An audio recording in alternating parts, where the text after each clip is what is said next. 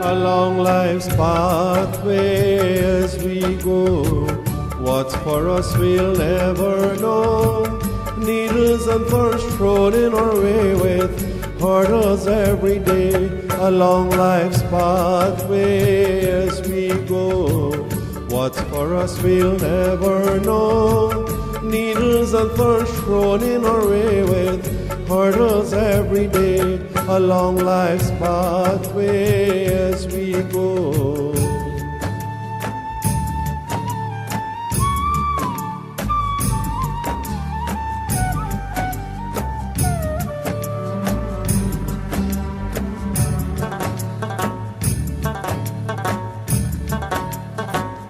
Forgotten promise you made is the one that withers and fades, is the one that withers and fades. Any promise made in vain brings only sorrow and pain, brings only sorrow and pain. Washed away by the rain, blown away by the wind, washed away by the rain, blown away by the wind. Forgotten promise along life's pathway as we go. What's for us we'll never know. Needles and thorns thrown in our way with hurdles every day, along life's pathway as we go.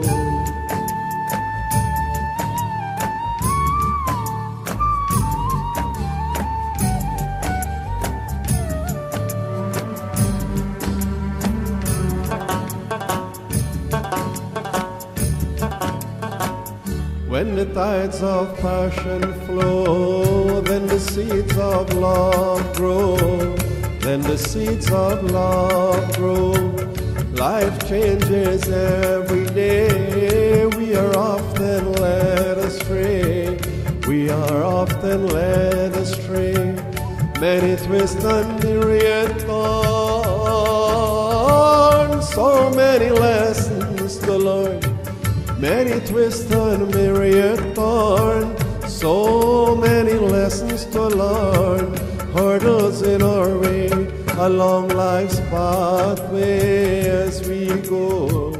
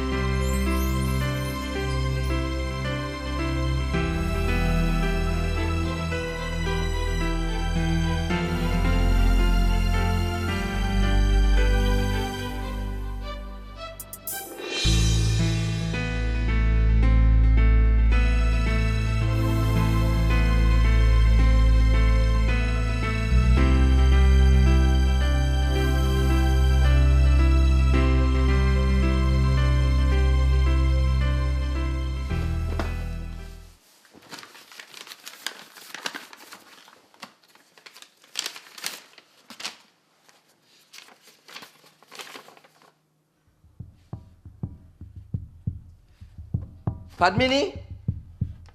Padmini?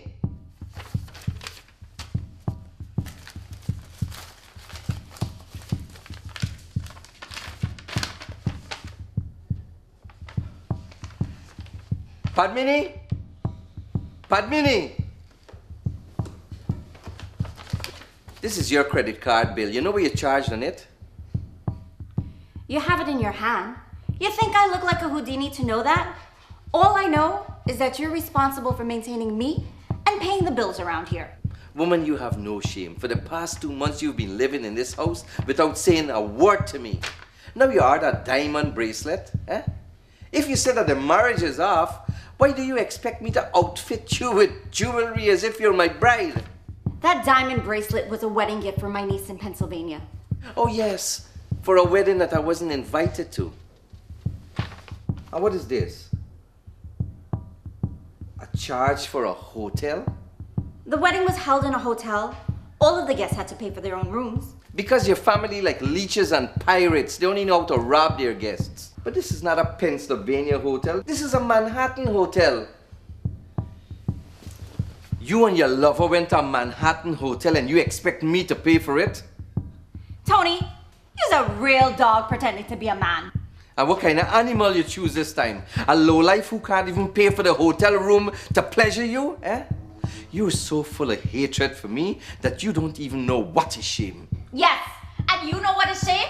A man who changes women like he changes his dirty laundry trying to tell me about shame. If you tried hard enough to keep your Johnson in your pants, we would not be living like this right now. But you always have to plaster that in my face, eh? When last did I have an affair? That part of my life has been finished with 2 years ago, and I apologize to you and your family. Now go and apologize to your family for what you did 6 months ago when you came home drunk as a skunk and you didn't even realize that you were wearing that slut's panties instead of your shorts. But you know what, Tony? It's okay. It's all right because I took your panties, I put it in a box, and I shipped it to my lawyers. That is sexual evidence to solidify this divorce. So now you want to divorce me and hook up with a lowlife who can't even pay for a hotel room? That same lowlife will soon be sleeping in your bed. So you better get packing. Soon, these premises will be under new management. Well, you tell your liar that this house was bought with my sweat, and you and your sweet man wouldn't get a taste of it. Now get out of here and go to your lowlife.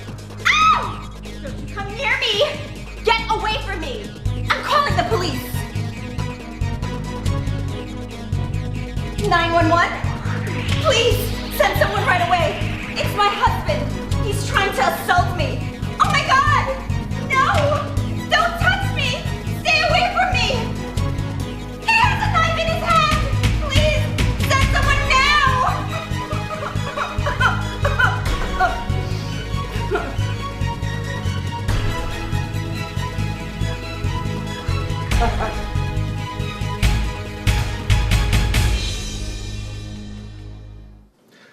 Ma'am, do you want to press charges against this gentleman?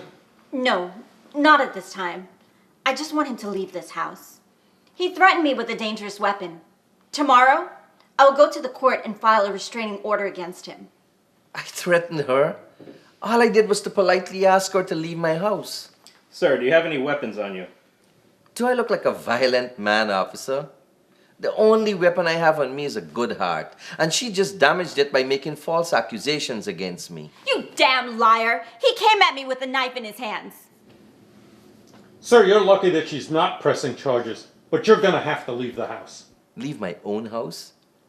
Just because I wanted to ask her if she knew why my son was not attending college? That was not what you were asking me, Mr. Sweetman Tony. Yeah, because you didn't give me a chance to show you this letter from the college. Your hotel affair shocked the daylight out of me. Okay, sir, you're gonna have to leave this house. Clearly, this situation is far too dangerous and volatile. I can't leave now. I've got to get a truck to remove everything from here. You're not removing anything. This is marital property, and my lawyer said you cannot remove a thing. Sir, we have to go. You can come back for your belongings tomorrow. And take the keys away from him. And he has to call before coming into this house. I don't want him barging in here unannounced. I might be entertaining guests. Okay, sir, put the keys down and let's go. Or you'll be spending the night in the lockup. Make sure it's the front and back door keys, please.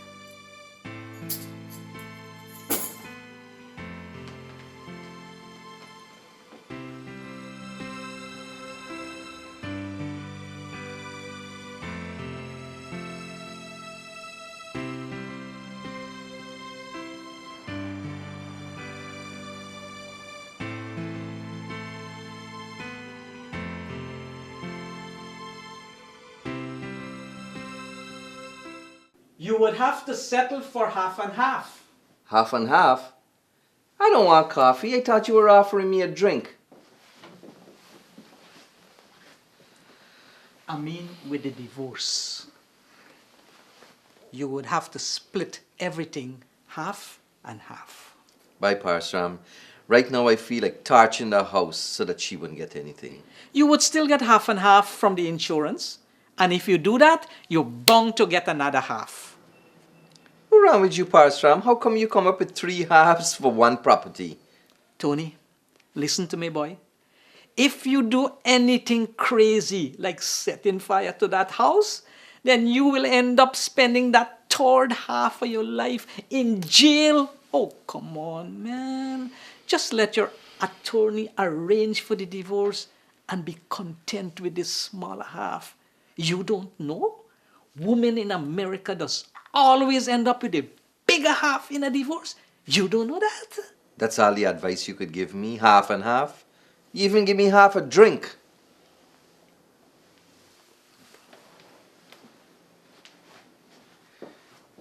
Bye, Parsuram. All I wanted to do was to find out why my son Amar dropped out of college. Before she discussed that with me, she just called in the whole police force to throw me out of my own house. I can't even talk to my own son. My wife for 20 years threw me out of my own house and is demanding a divorce. But you won't understand, Parsuram. You're still happily married to your wife. You're still close to your children. You're the good seed and I'm the bad seed, eh? Good seed, bad seed? You put both of them in the sand and they will not grow. But put them in the right soil and they will grow and even flourish. My bad seed probably didn't get your kind of fertilizer. Well, it looked like women fertilized my bad seed and that's why I'm suffering now. Well, at least you can tell people that it is not your heart, but it's your broad face that caused you to cheat on your wife. What my face got to do with this? Like you didn't hear? Some university did a study. And you know what they discovered? They found out that broad-faced men are more liable to cheat on their wives than narrow-faced men. So you see, now you have a scientific excuse for your behavior. What? What? Your face is broader than mine. I don't see you suffering from my type of problems. Well, they must have an exception to the rule. And you know what? That same study further indicate that 80% of broad-faced men are no good. Lucky me. I am in that good 20%. But I think it's kind of late for me to give that kind of scientific excuse to my wife. But I'll probably mention it to my lawyer. Maybe he'll be able to negotiate an equal deal for me.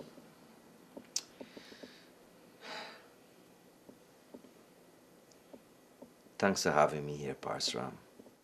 I can do with the company. Since the wife is visiting the children in Florida. I love the apartment, man. Yeah, it's clean, it's safe, it's comfortable, and very, very affordable. Man, Zara is the best. But you can make yourself comfortable, Tony. My shift at the airport would be finished at 7. So I should be back around 8 because I am lucky to have a broad face.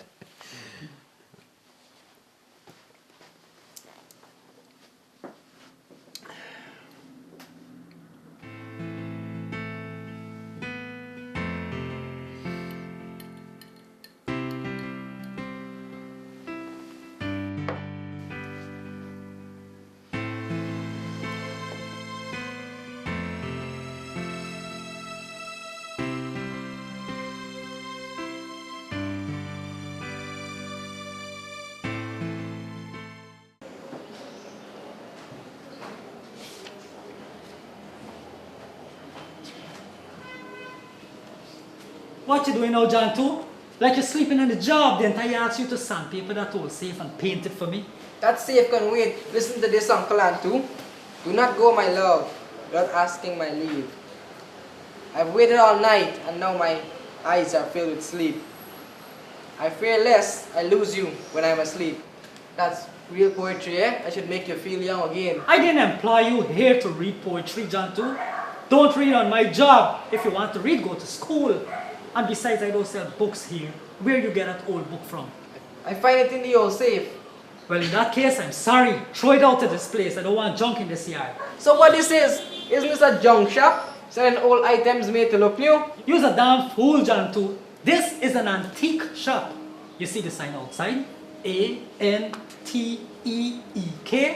That is antique for Antutica. We sell old but valuable items. We sell emotions, Shantu, not junk. What emotions you selling with an old stove? We don't sell old stove here, idiot. We sell the joys of cooking. So what you doing in an old safe then?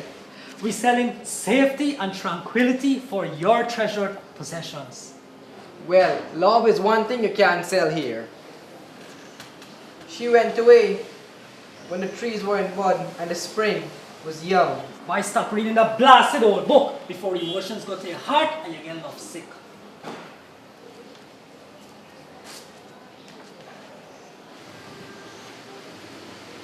Love Poems by Rabindranath Tagore. When she passed by me with quiet steps, the end of her skirt touched me. From the unknown island of the heat came the sudden breath of spring. Careful! Before your old heart seize up with love sickness like an old fridge uncle auntie. To Charandas from Sushila with love. 15th of August 1987. Quite interesting. How much you would pay for this book? Not a cent. You see the cockroach did it? Nobody buys junk uncle auntie. He was a damn jackass. In my hands, this is antique, not junk. I bet you we would find a buyer who would pay hundreds of US dollars for this same book. That buyer probably in the madhouse. You want to take you there now? We're not selling a book, Jantu. We're selling a collection of memories, emotions.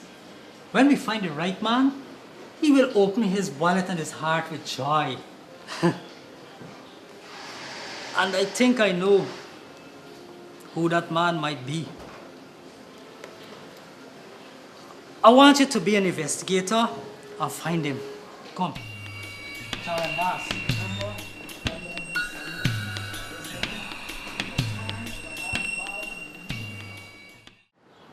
You don't check your phone, Amar. I called and texted you numerous times. I was too busy. Imagine I can't even enter my own house to check on my son. Your mother took out a restraining order on me. You think that is right? Dad, that's none of my business. And I don't want to get into that either. You and Mom would have to resolve your issues without me. Why it's not your business? You want your parents to separate, Amar? Do what you want to do. That's not my decision.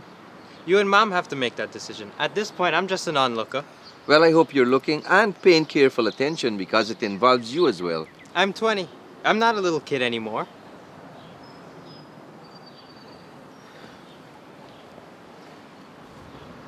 How is school? How are you doing with your classes? Don't pretend you don't know. You opened the letters that were addressed to I me. have a right. I paid for those classes and you dropped out. I didn't drop out. I just didn't go. Well, I paid and I lost my money. Why didn't you tell me what you did? You never asked. You were never interested. Well, I'm interested now. What do you plan to do now? I'm thinking about it. That is not a plan. That is evading a plan. And I'm still saddled with the bills and no college to show for it. I have to go now. I have things to do. Call me if you need anything. And come by Parsram so we could talk about your plans.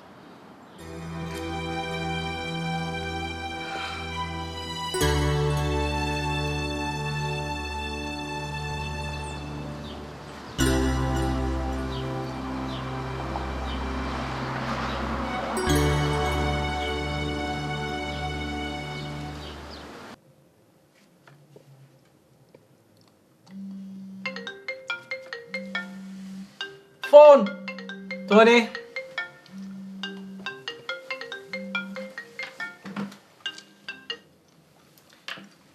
Hello? Yes? This is Tony Das. Yes, Charan Das.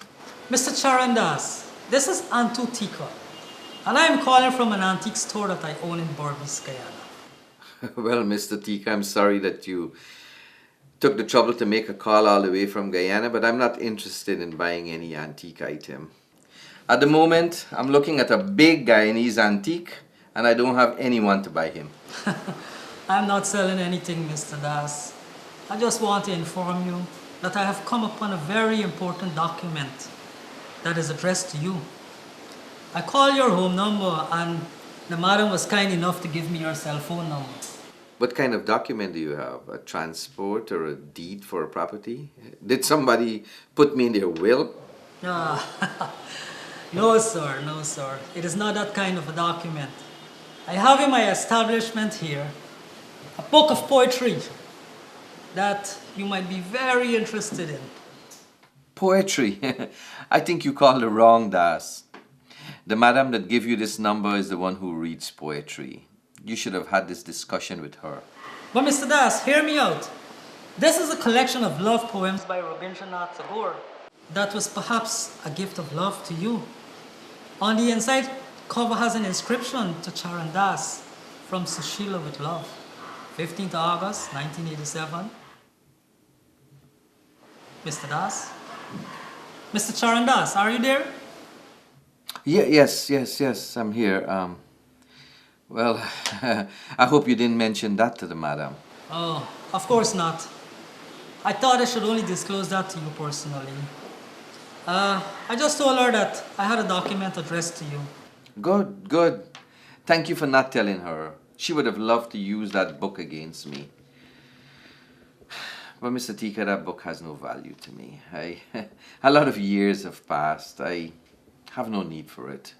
I'm very sorry that you took all that trouble to make this long-distance call. That is okay, Mr. Das.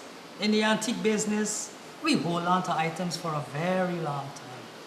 Eventually, the right person always comes along to take possession. And with this book of poetry, it's quite an old one. And with the sentiments addressed by the lady Sushila, I am sure it would be a valuable acquisition for the right person. However, Mr. Das, keep my number in your phone. And if ever you are in Guyana, please do remember to stop by my shop and browse our items. Goodbye now, Mr. Das. Goodbye, Mr. Tika. You lose the bet, man. I told you no one would buy that junk. Patience, Jantu, patience. Buying an antique is a serious investment. People need to think and take some time before they commit. Well, the bait is out. Soon, the fish will choke on it. What was that? A love story from your past? Looks like I was born with a broad face.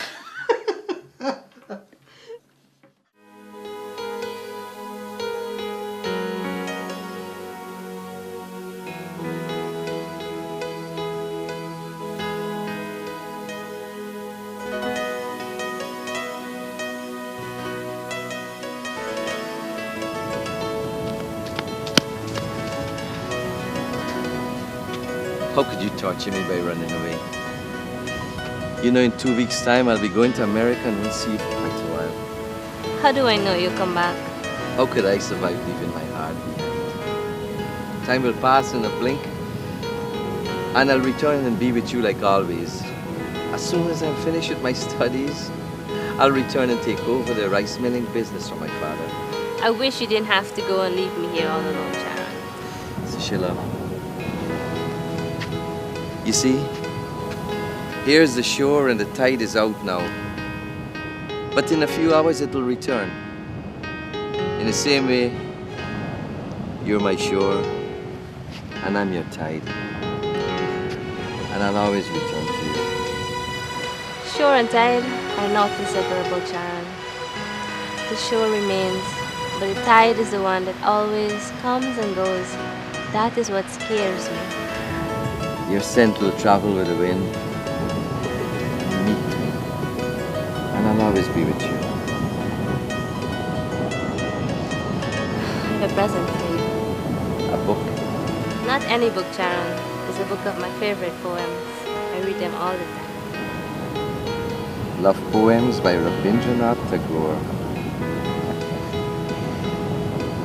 To Charan Das from Sushila with Love. August 15th, 1987. You'll have time enough to read and say goodbye. Now you're mine, you're not going anywhere.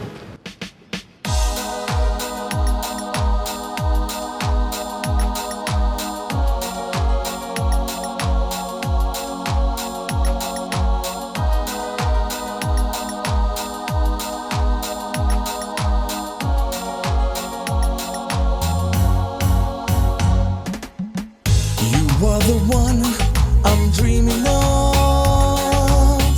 You caught me in your web of love. You cast your spell over me, and to my heart you hold the key.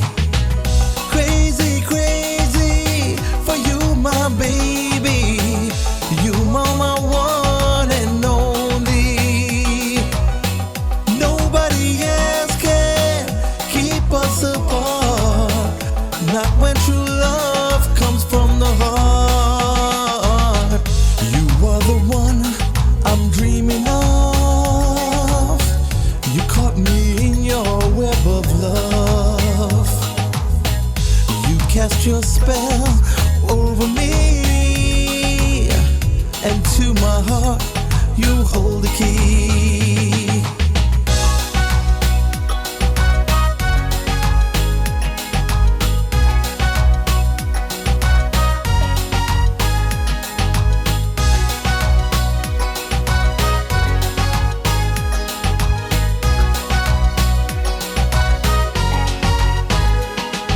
A flicker of your smile, flirting on your face. I want to be wrapped up in your warm embrace. The sparkle in your eyes light up the skies. Oh, my heart is burning, burning with desire. One look at you, I'm on fire. Love may be blind, but I can't see. The light in your eyes are just for me. You are the one I'm dreaming of. You caught me in your web of love. You cast your spell over me, and to my heart you hold the key.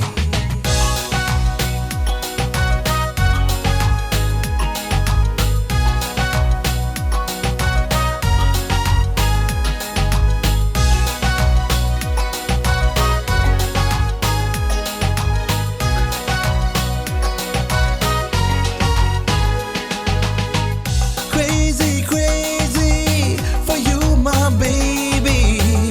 You are my one and only.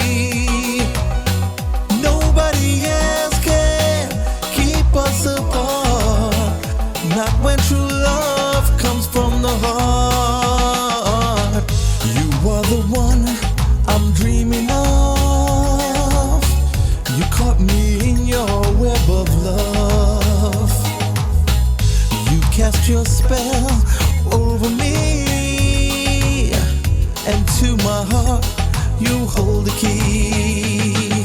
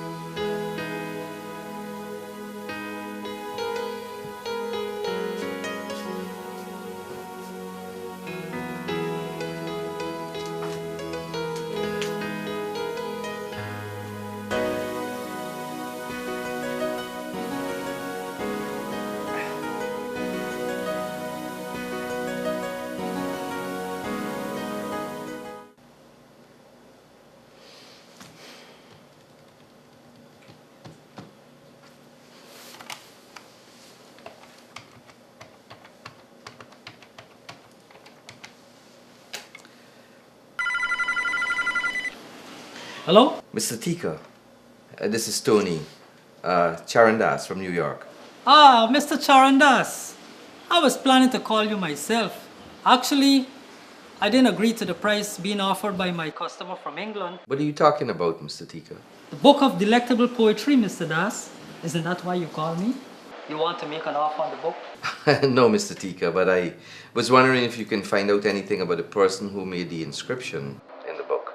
Ah, you mean Sushila? Yes.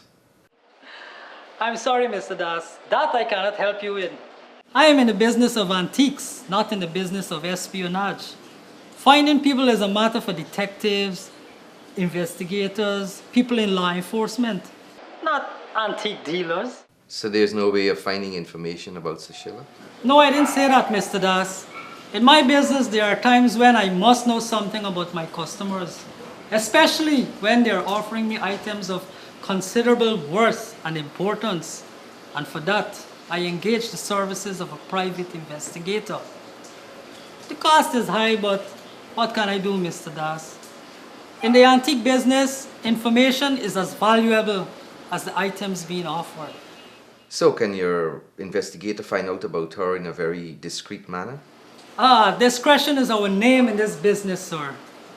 But I can have him work on your case as quickly as possible. You have to give me some information so he can start his pursuit. Well, she lived in Springlands. Her surname was Mansingh. Her father worked as a night watchman at my father's rice mill. She used to pass the mill on the way to school. That's how I got to know her. I am sure he can start with that information. I normally give him a retainer to start. Are you going to send his retainer by Western Union, or you have somebody in Guyana who will pay him? How much will your investigator charge? The girl shouldn't be hard to track down. Guyana is like a flowing river, Mr. Das. People come and go. Morning they are in Guyana, midday in Suriname, and by midnight they dance in samba in Brazil. The cost depends on how far he has to travel. You know, whatever expenses are incurred. I'm not paying for overseas travel, Mr. Tika. I just want to know if the subject is in Guyana. I understand your concern, Mr. Das. I will treat your business as I would treat mine, very economically, with discretion and common sense. I will persuade him to take a retainer of $150 US, and we'll see what kind of information he will bring. Okay, but I'm counting on you to keep the cost down. Of course, Mr. Das. But there's one other business, the book. I would have to give him the book of poems to take with him, so as to identify the girl, and perhaps jog a few memories. That shouldn't be a problem. Just give him the book if it would make things easier. But it is an antique, sir. I can't trust it out of my shop just like that. It is a veritable item of value. If it is damaged or lost in his line of work, who would compensate my shop? My insurance does not cover losses incurred by private investigators. Is this a major problem, Mr. Tika? No. We can circumvent that problem if you purchase it now. I will send it to you after the investigation concludes. Mr. Tika, I told you already, the book means nothing to me. I can buy old books like those in New York City for just $1 a copy. Oh, but this book is priceless for you, Mr. Das. I understand your position, so I will give you it for only $100. I merely called you because I just want the right antique to be with the right person. All right, Mr. Tika. I'll purchase the book if it would make your antique heart happy. Ah, very good, Mr. Das. You can send the money by Western Union. There's an office very close to my shop. Goodbye, Mr. Tika. And please call me with the information as soon as you get it. I will put my investigator on your case immediately, Mr. Das. Goodbye now. Goodbye.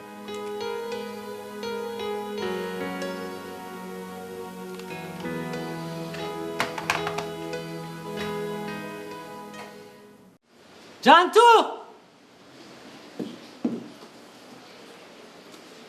I have some work for you. Today, you will do some more private investigating. Come. So you are going to see your father? Yes, I haven't seen him in 5 years. He was living in New York and then he returned home to Guyana after developing Alzheimer's. So you decided 2 hours ago that you want to visit your sick father who you haven't seen for 5 years. I have some time now.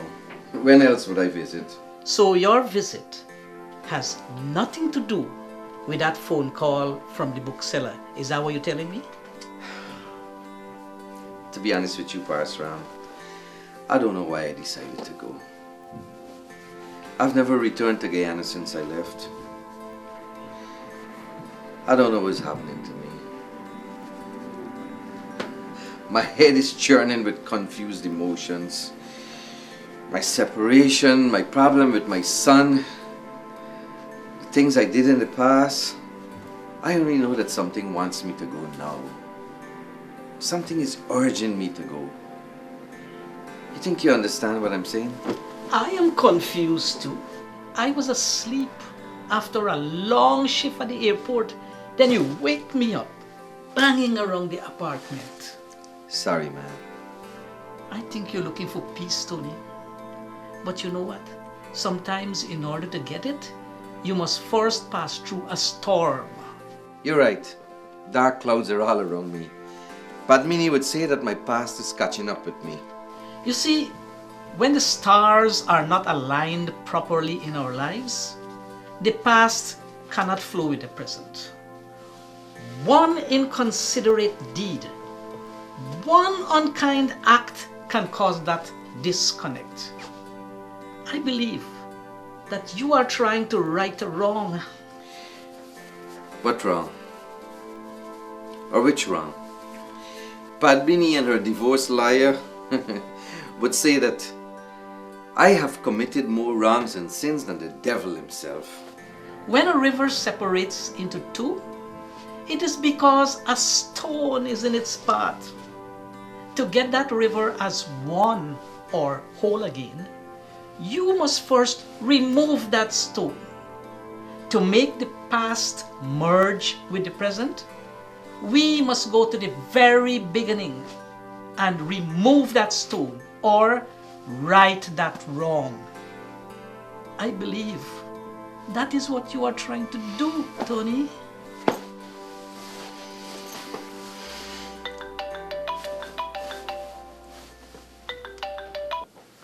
Hello. Oh yes, I'll be down in a minute. That's the taxi. Well, thank you for your words of wisdom, good sage. But if this grasshopper is to catch up with his past, then he's got to head to the airport.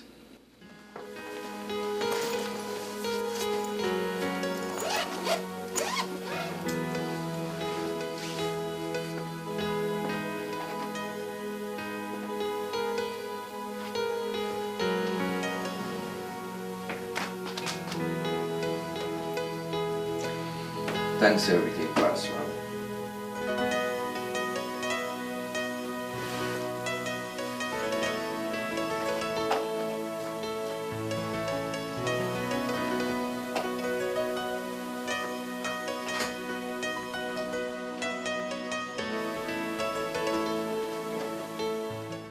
I gotta give it to you, Preetam. You're looking real good.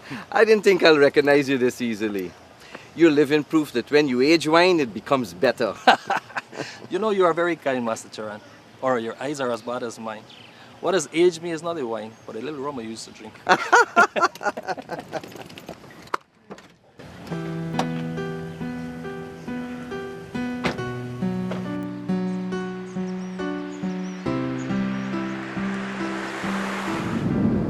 remember you and my father used to drink a lot.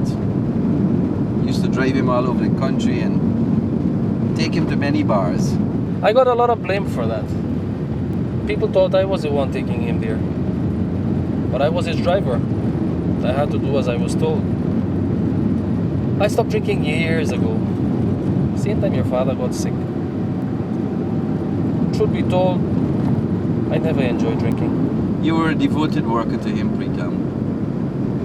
You're still devoted. Your father is a very good man, Master Tony. At age 16, I started working for him. Years later, I still work for him, though I rarely drive him in his condition. He left New York 5 years ago suffering from Alzheimer's disease.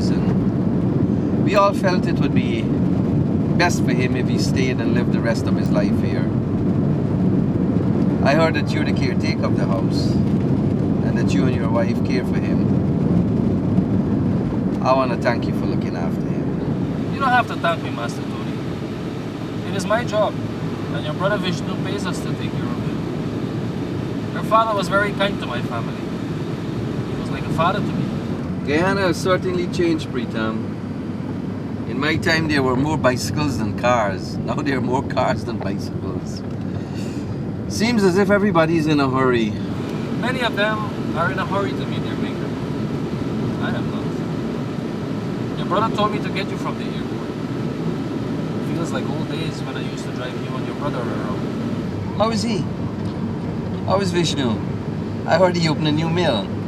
Your father's mill cannot be compared to Master Vishnu's mill. His mill is the biggest mill around. He must be a very busy man. Oh yes. He and his wife visit your father only once a week. But they go 2-3 times a day to see how he's getting along.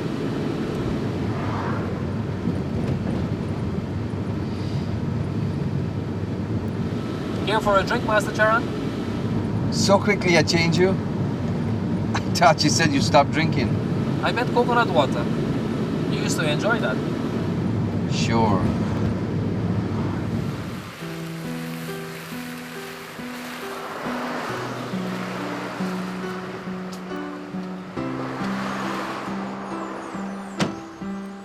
Morning. Morning. 2 coconuts, please.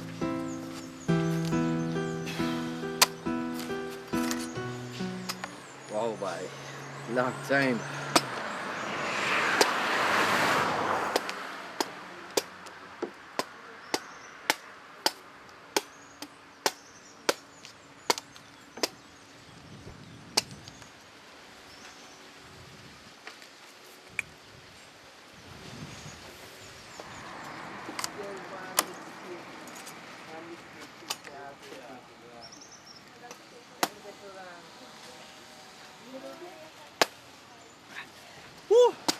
Wow, delicious. First taste of this beautiful country. Tastes like the coconuts from our farm. No. The coconuts on our farm are tastier. Want another? I could drink a dozen, but I want the jelly from this one first. Sure, you must have it.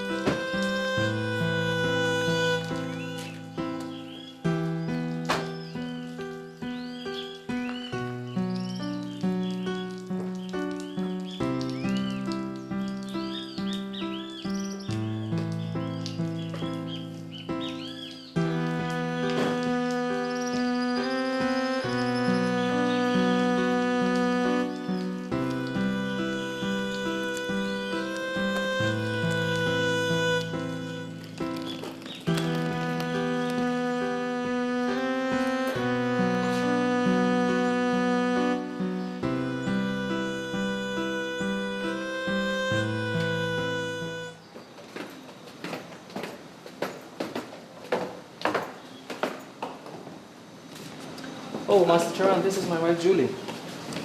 How are you, Miss Julie? I'm well, Master Charan. You must be tired after that long drive. Come, I've prepared dinner for you. Thank you, Miss Julie, but not now, later. Your husband, Pritam, stuffed me with coconut water and jelly. Where's my father? Mr. Paltu is sleeping. Every day around this time, he takes a nap. Then he gets up and has his dinner. He's in his room. Come, let me take you to him.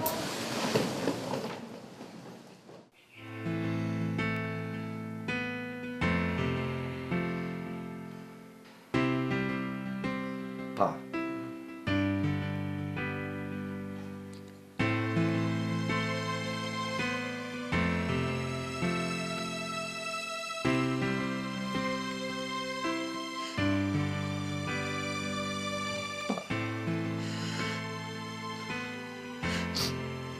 Pa, can you hear me?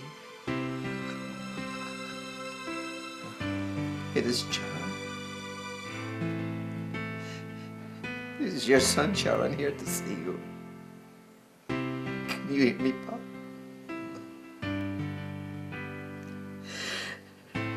Your son, Sharon, has returned to your house after 26 years. Pritam! Pritam! I'll get ready the car. We got to go to the bank. It's Sharon, Ma. It's Sharon, not Pritam. Where did you park the car, huh? You want money for buy gas? Didn't you buy gas yesterday? He took me for you. He wanted you to get a car ready. He is like this. He's living in the past, Master Charan. Look, he's on his nap again. His life is like one long sleep. Come, let's go have some food. But Julie will make my life miserable. Come on.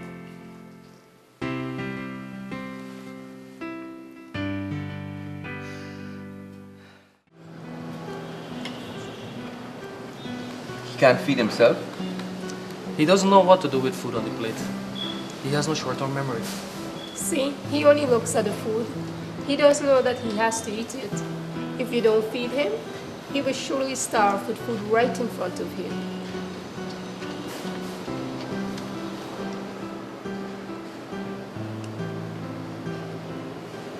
I gotta congratulate you, Pritam. You got a wonderful wife. She's a fantastic cook. She is, Master Charan. She is. I'm indeed lucky. Thank you. I think it is time to take him to the washroom.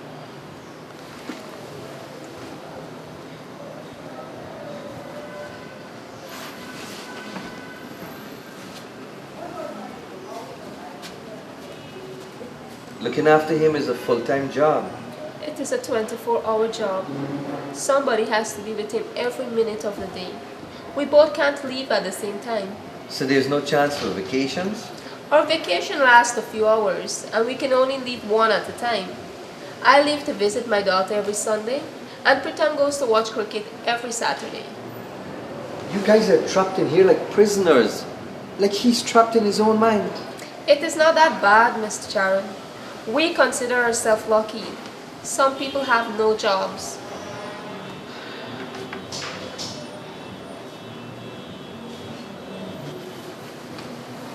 Hold him, Pritam. Put him to sit over there.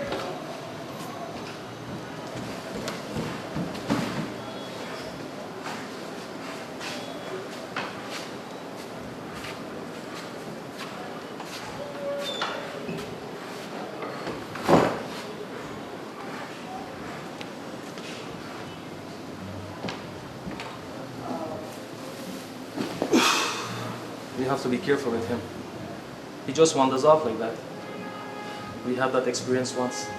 Nasebai, I'm telling you again, if you're renting the rice land from me, then you have to give me the rice to mill it. You can't take the rice from me land and go and get Tom, Dick and Harry for mill it for you. He speaks to his reflections. Nazir boy has been dead for over 20 years. Every year you're making excuses as to not to pay me more money for the rent. Floodwater is not me problem. I renting you the rice land, not the floodwater from the broken conservancy dam. I should charge you more money for damaging the minerals from the land caused by that conservancy water. He can go on like that for hours. And then he says nothing for hours.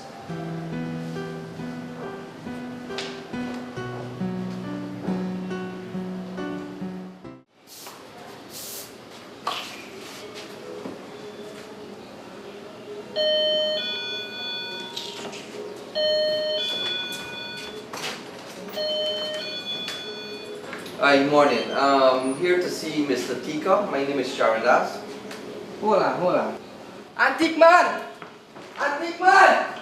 Antique man, Mr. Chandas is here. How much times I must tell you, Jantu, not to call me antique man? You just make it sound like auntie man. Mr. Charandas! Mr. Charandas! What a pleasure to meet you at last. All the way from America to my antique establishment. Do come in, let's go inside. Do have a seat, Mr. Das.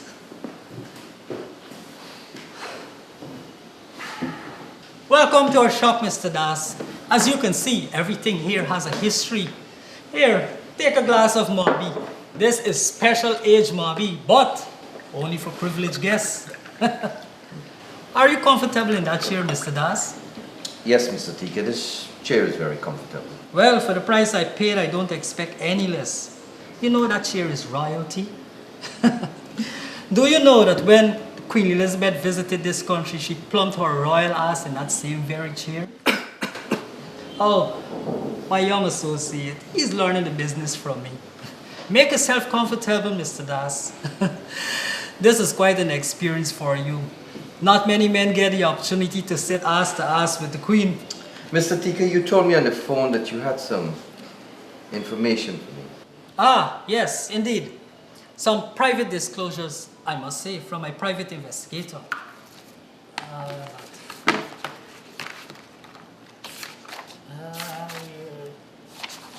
Yes, let's see. The matters of the whereabouts of Sushila, as a sister who lives in Springlands. You know, Mr. Das, my investigator had to go to great lengths just to find her. Damn right, great lengths. He had to walk 10 miles in swampland. I almost got bit by alligators and snake. And our father Mansingh, he died many years ago of a heart attack caused by grief. He pined away for his daughter. Last weight got thin like a stick. And then he died from a heart attack. He wasn't working then too, so it could have been a starvation attack too. And Sushila? Not here, Mr. Das. Dead? No. According to the sister, she eloped with a man and is living in Anna Regina Essequibo with her family. I'm sorry, Mr. Das, I don't have any more information for you because that would have entailed sending my investigator to Essequibo, crossing 4 rivers, and we discussed the expenses already. That 150 US you sent would have never done for that. But if you agree to pay the expenses, I can send him up immediately. He can't go to Essequibo. His mother's sick. You gotta stay home and take care of her. That won't be necessary. That's all I wanted to know. That she's happy. Well, thank you, Mr. Tito. There's one thing else, Mr. Das. The investigator damaged it a little, but it is still very precious. Your book of poems. You know, no one ever gave me such a book. You're a lucky man.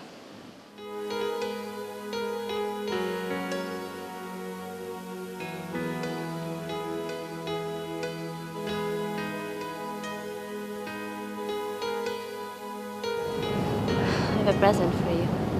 A book? Not any book, Charon. It's a book of my favorite poems. I read them all the time. Love Poems by Rabindranath Tagore. To Charandas from Sushila with Love. August 15th, 1987. You'll have time enough to read and say goodbye. Now you're mine, you're not going anywhere.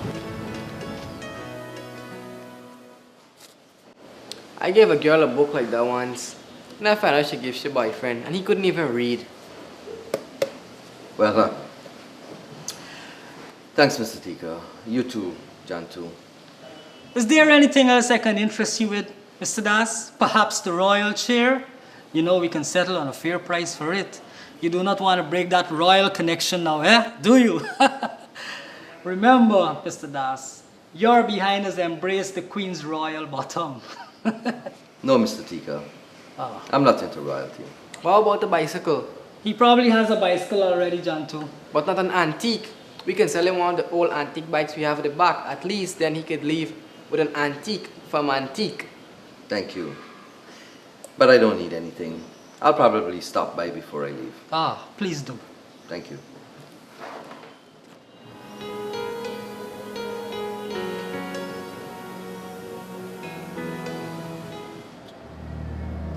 Sharon.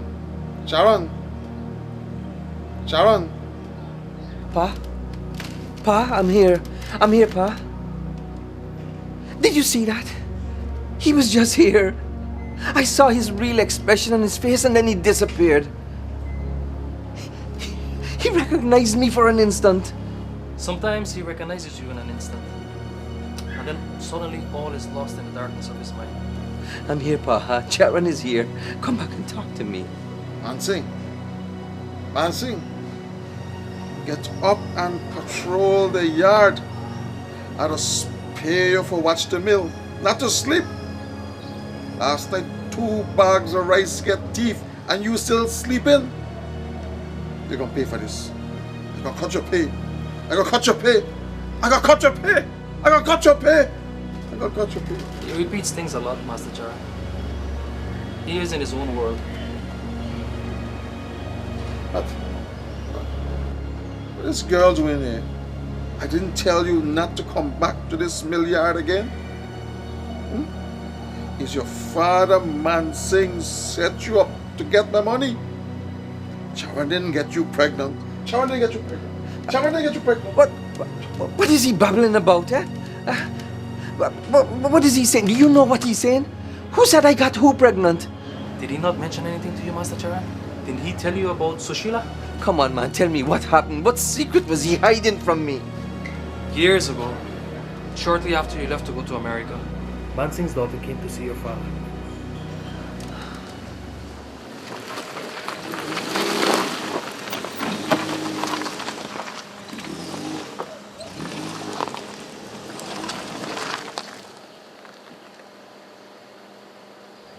Why is that girl standing there? She wants you to run her over? I believe that is Mansing's daughter. She probably wants me to give him back his job as the night watchman. Tell her that he will have to pay back for the 2 bags of rice that were stolen on the night that he was asleep, and then he can get back his job.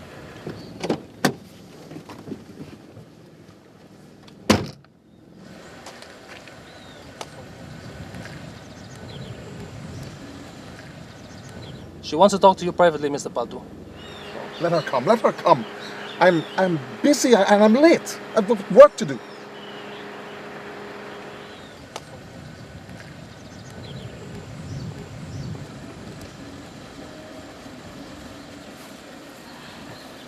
I'm pregnant, Mr. Paltu. I'm pregnant for Charan. He's not here. What nonsense. Did Mansing put you up with this? Is this the way how he treats his own daughter? Look, Charan is not here. He's left 3 months now, and now you're pregnant? That cannot be. Pritam, get this girl out of my sight and let's go. Believe me, Mr. Paltu. As God is my witness, it is Charan's baby.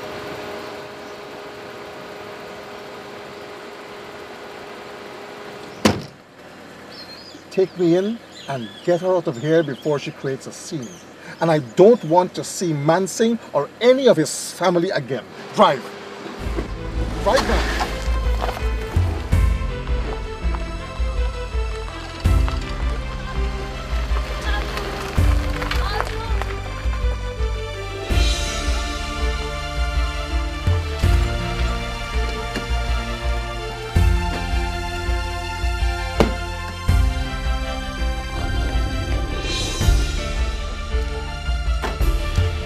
Give this to her, Pritam. Let her do what she wants to do. Let her know that that child is not Charan's.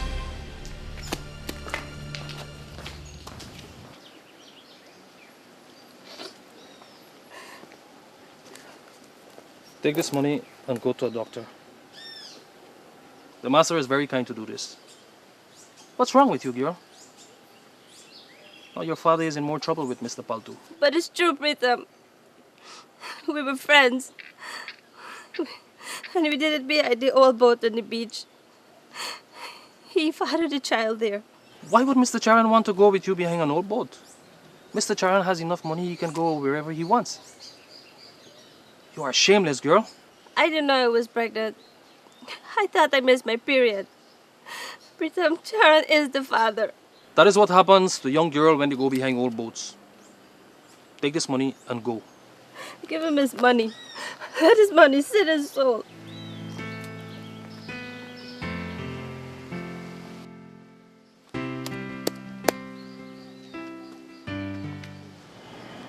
Charan didn't get you pregnant.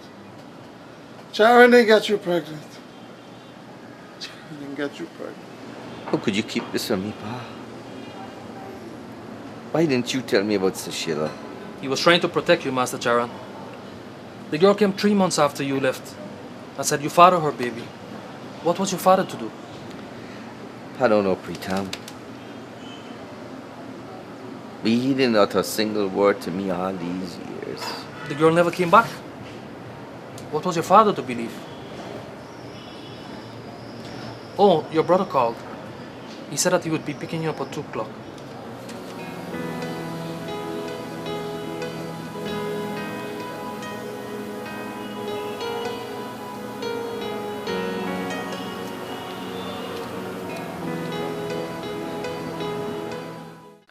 You're back after 26 years. I haven't seen you since the last time we went to New York 5 years ago. How's the family? Good. All is well. Everybody's getting older. By the way, how is your new mill? I heard it's quite an improvement over what Pa had. State of the art, from the fields to the bags, in and out. I'm glad for you. You're indeed the great businessman in the family. Not so great. I went in a lot of debt to get it set up. As you know, in the old days, the farmer would wait months before they would get paid. Now, I gotta pay them every week. It's the law. So now I have to borrow to pay the farmers and to stay afloat. It's like digging one hole to fill the next hole. Well, the most important thing is that you managed to stay afloat. Rubina, oh man, you're such a wonderful cook. The food was delicious. You know, I wish I had a second stomach or I had walked with a takeaway bag. I hope you're not disappointed I prepared vegetarian dishes. Of course he's disappointed. The prodigal son is here and there's no fatted calf. Charan, don't you read your emails? I've sent you so many last month. I even called and left messages on the phone. Rubina, you didn't disappoint me. Vishnu, the past 2 months was very hectic. I was on a special project. That's why I'm over here, you know, to recharge after all that toil. What exactly do you do, Charan? Oh, I'm an accountant at a major hospital in New York. I supervise all the medical billing, and every year they try to close down the hospital. So we have to get busy squeezing money out of the patients and the state to keep it open. Forget about the hospital. Come back here and help me manage this rice mill. You've been gone for over a generation. My 2 children have not even met you. You think Charan would want to give up the bright lights and excitement of New York to come and live in mud like you? Our children even can't stand this place anymore. By the way, where are they? I was looking forward to seeing them. You came here for a vacation, and they went on vacation at Rubina's sister in Canada. You missed them in the air. But I want your opinion on Pa's 300 acres of land. As you know, when he got sick, he signed over the land to both of us. But like I was telling you, I'm up to my neck in debt. If I were to sell the land, I would be able to pay some of my expenses and also make a handsome profit. I just need you to sign over the land to me. I know you have no plans on coming back here to live. Come on, Vishnu, this is not the time. What is the condition of the land now? Oh, it's planted with rice. Well, if it's planted with rice, isn't the money from that helping out? If you're an accountant, you would know if I sell the land, I would get a lump sum, instead of pinching and scraping to make ends meet. Well, if you're pinching and scraping, how do you get the money to send your children to Canada on a vacation? How'd that come into this? If I want to send my children on vacation every year, that has nothing to do with you, Charan. Stop, Vishnu. Now is not the time to discuss land matters. You can do that at the office. Well, if that is your position, why do you want me to part with my land? That land is mine. You don't know if or when I would want to return. And you forgot that I have a son What if he wants to come and do something here? I know it was pointless talking to you. You're only interested in looking out for yourself. And who are you interested in looking out for, Vishnu? You planted my land for years, and I never asked you for anything. You never even give me a grain of rice. I struggled all these years in America and never asked you for anything. What have you ever given to me? Okay, if that's the way you feel, you could keep your rice land. But you'll need something to go with that rice, and I got something here just for you. What is wrong with you, Vishnu? Why did you do that? I told you to stop. You're acting like a child.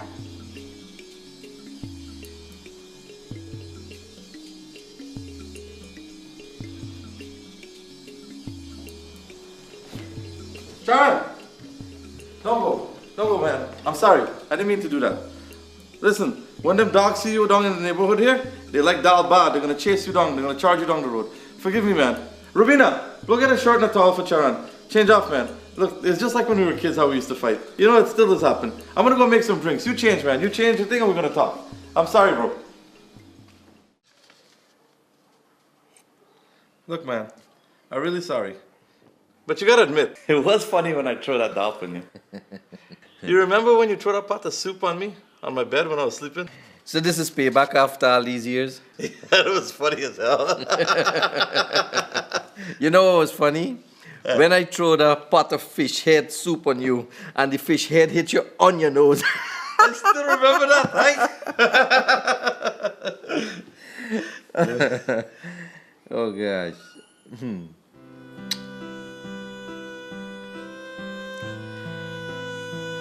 I'm gonna think about the land. Forget about it.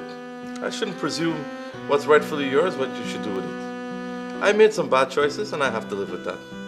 You know, you should come over for dinner tomorrow. I promise, no doubt. Nah. I'm going to Anna Regina. Gotta visit a friend there. How long are you going for? Just a couple of days. You want Preetam to go with you? That wouldn't be necessary. If I could come to Guyana in one piece, why can't I cross a few rivers safely, eh?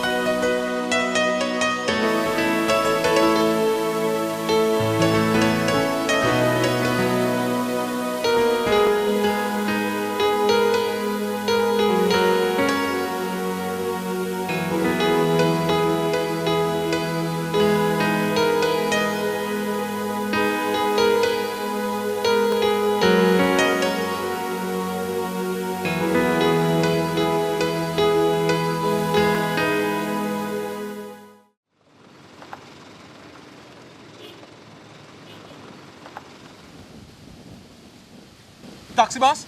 Where you going? I going to Anna Regina, but where you going? I going to a hotel there. A hotel there? Where you going, in Marriott? They got Marriott hotel there?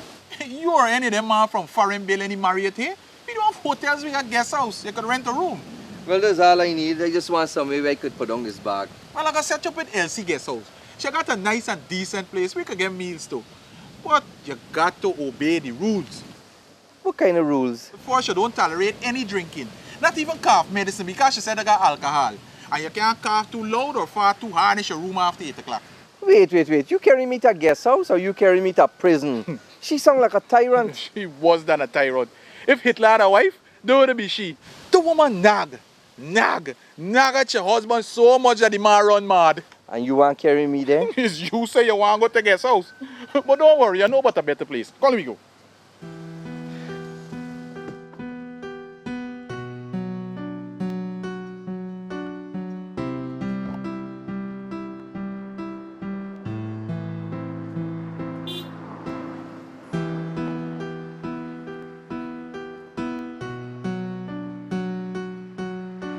Why you going to Anna Regina for buy rice land? Or you come to marry have some young thing up here? A lot of them old foreign men just come up here to marry have them young girls, you know. A friend told me that Anna Regina is a quiet place I'll get a chance to spend some quality time and meet some interesting people. Some of them people mad as ass. The lady Elsie from the guest house, she very interesting. She might run away and left. She and living on an island on the Escuba River all by herself. But don't plan on meeting he, because since the experience with he and Elsie, he don't want to meet another human being again. So which guest house are you taking me to? You look like a nice and decent man from foreign. I can set you with Parvati. She just rent rooms and she host the decent government officers and church people. And she don't mind that you take a drink or two as long as you don't cuss up or misbehave. I can recommend you to she. And when you're returning, give me a call. I'm going to come to pick you up. Oh, and here's my business card. You can call and ask for Humphrey.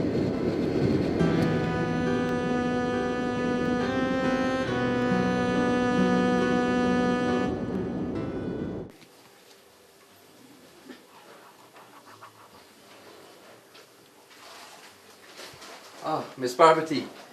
Sorry to bother you, but there are no sheets on the bed. I didn't tell you to make up the bed, boy. Where did you put the sheets and pillow? I put them under me bed, Ma.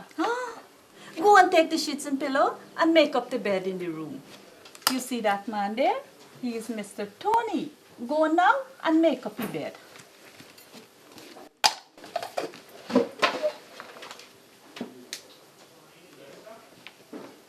I don't know what to do with that boy. He fall on his head when he was a baby, and the doctor said that something got loose in his brain. You got to talk to him 100 times before he understand anything. These days, like he getting worse. It look like he got a lot of things rattling around his head. Sit down, Mr. Tony. Let me make a cup of tea for you.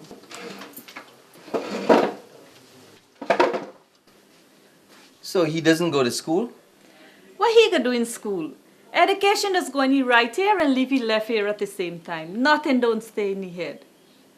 But what bring you to Anna Regina, Mr. Tony? You got friends or family in Essequibo? No, but my sister had a friend who used to live here. Her name is Sushila. Do you know her? Sushila. Sushila. Oh yes, I remember. A woman named Sushila fall off a speedboat and drowned.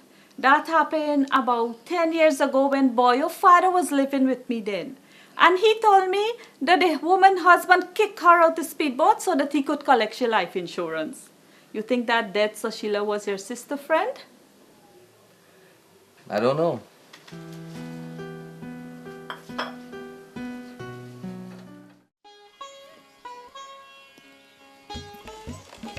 What you doing there?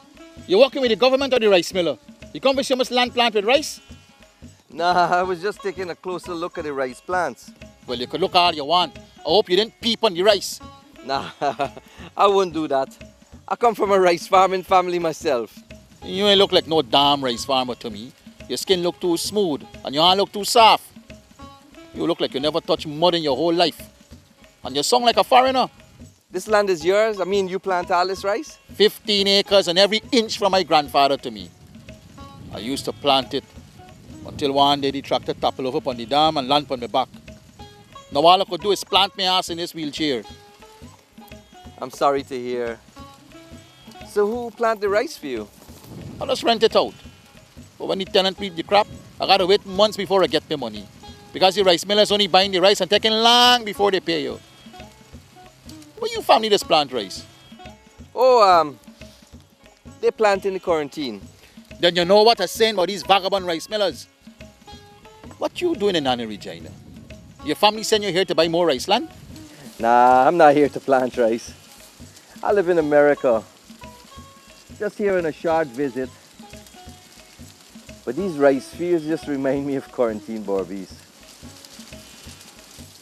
By the way, I'm Tony. Call me Totoram, Mr. Tony. Rice is rice wherever you go. I wanted to sell it a long time ago, but my son asked me to keep it. He's a school teacher here and says he got plans for the land, but waiting to make the right connections. So what plans he got for the land? He's a boy with plenty plans. He planned to plant all this land here with pepper and make pepper sauce and export it to America. That is the business he wants to do. That's not a bad idea. There's always a market for savory pepper sauce in North America. Every restaurant serves hot sauce. So, If he could get a contract with the restaurants, it could be worthwhile. He got the land, but he ain't got the factory and the equipment. My wife just make the best pepper sauce in the whole of Essequibo, but I don't think she can manage to supply the whole America with pepper sauce. Well, I admire the boy. He got good business sense. Small landowners can't compete with the large rice farmers. So cash crops might be the way to go. Exporting pepper sauce could be a profitable business. You know what's the price of peppers in America? It's Americans like you that has give the boy idea, eh? You always come and carry a bottle of pepper sauce and promise to make the connections for he over there. But from the time you land in the plane and the pepper sauce in your suitcase, everybody forget about you. All right, well, I wish the boy well in his venture. It's nice talking to you, Totoram. Maybe I'll see you again. Who's your family in Regina, Mr. Tony? Oh, I ain't got no family here, but I'm staying by Miss Parvati. You know her? Yeah. She got a crazy ass boy named Bayo. When he was young, he used to chase all the corn in my rice field. Why is a good boy though? He and everybody in the village is friends. The good, the bad, and the druggy. I'll tell my son I meet a nice American today and that there is still a market for pepper sauce in America. Good to see you, Mr. Tony. Good to see you too, Mr. Totoram. Take care. Oh, Mr. Tony, today's a special service at the Mandir, so I didn't cook any meat. I hope you don't mind. I should have told you since this morning. No, I don't mind at all. In fact, I'm a vegetarian. You're a real just man, Mr. Tony. I guess you can say I am. I try my best. But sometimes I feel God is hiding from me. Don't say that, Mr. Tony. Sometimes it's we hiding from him, and that is why we can't see him. Tomorrow we have a prayer service at the Mandir. Why don't you come and see how we worship? I haven't been in a temple in years. Then come with me and Boyo. I always take him to the temple and hope that one day God would do something to fix that missing part in his head. Okay, Miss Parvati, I'll come along.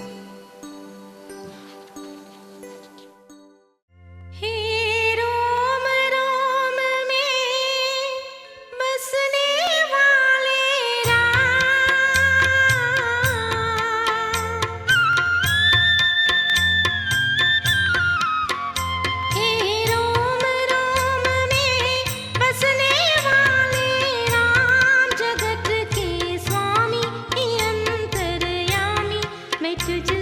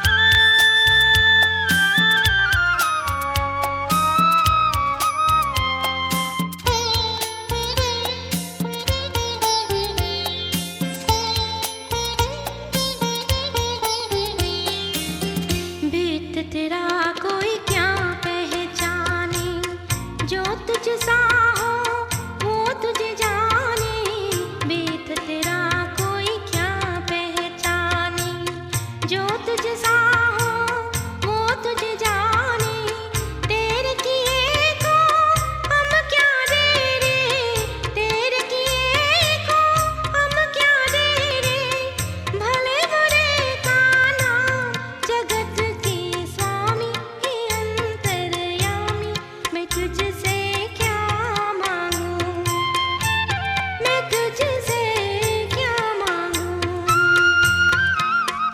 हे रोम रोम में बसने वाले राम, जगत के स्वामी हे अंतर्यामी, मैं तुझसे क्या मांगूं, मैं तुझसे क्या मांगूं, हे रोम रोम में बसने वाले Ram.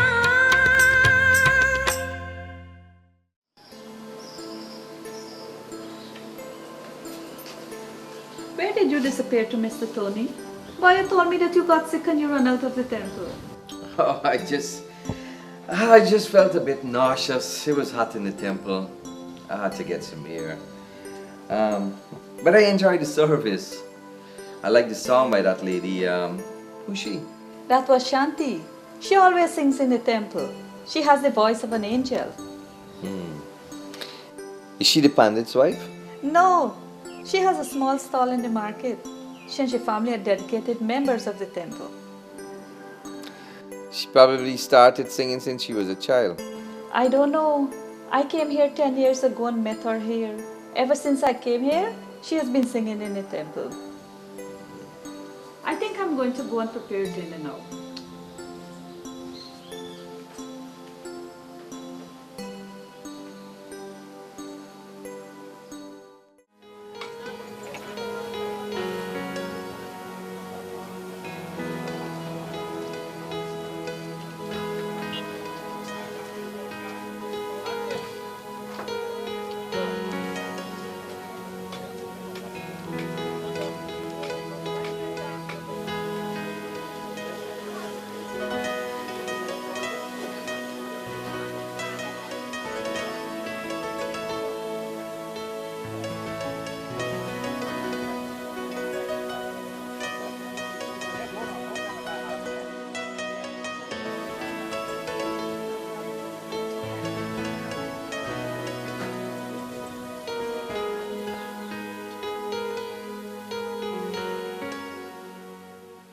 Sushila?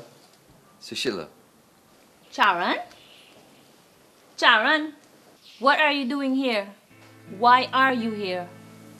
Sushila. Sushila, I didn't know. I just came to say I'm sorry. I'm sorry. I don't know you. What do you want? The past is dead. The tide has returned and the shore is desolate now. Go from here, Charan. Sushila is dead. I'm Shanti now. Sushila, the poor fool, is dead. I understand your feelings, Sushila. But honestly, I didn't know all that happened. What do you know about feelings? You went to America and left me to battle with your child. Your own child, Charan. You never look back. You and your family turn your eyes on the gift that God blessed you with. Go from here, Charan. It is 26 years too late. Sushila and all her feelings have died. Charan has died too, Sushila. What you see is just an empty shell called Tony. Empty of all feelings to himself. Not you, Charan Das. You didn't die.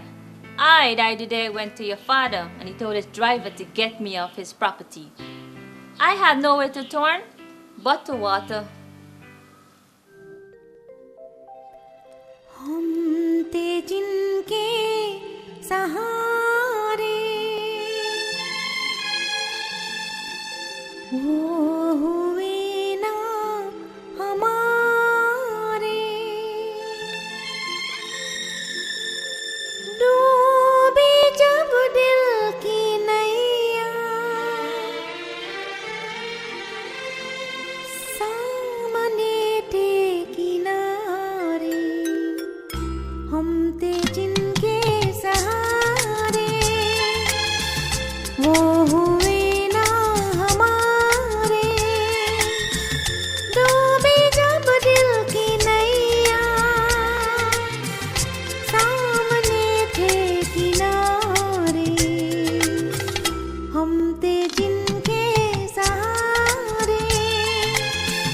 हो हुए ना हमारे।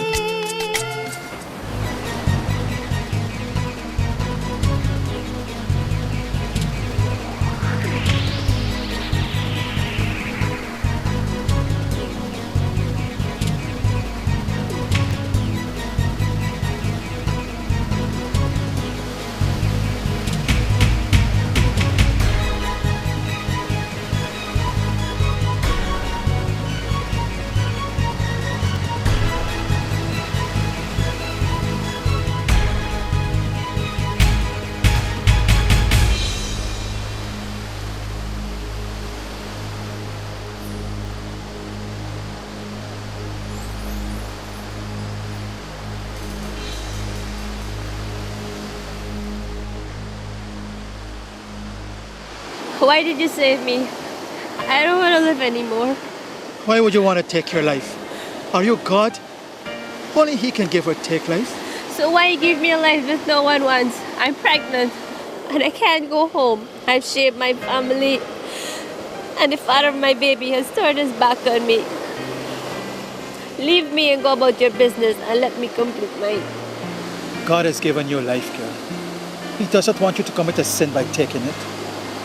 That is why He saved you. God didn't save me, you saved me. I have nowhere to go. Where would I go? Except back to Him who sent me and my baby in this world. Who would accept me now when I'm carrying another man's child? This is not the way I normally walk. But today, God lead my footstep here to stop you from committing a sin. This is my last day as a postman in this village. I've been transferred to Essequibo. I leave this afternoon. If you want to avoid all of this and start a new life, you could come with me. I don't have anyone. I can marry you and be the father of your child.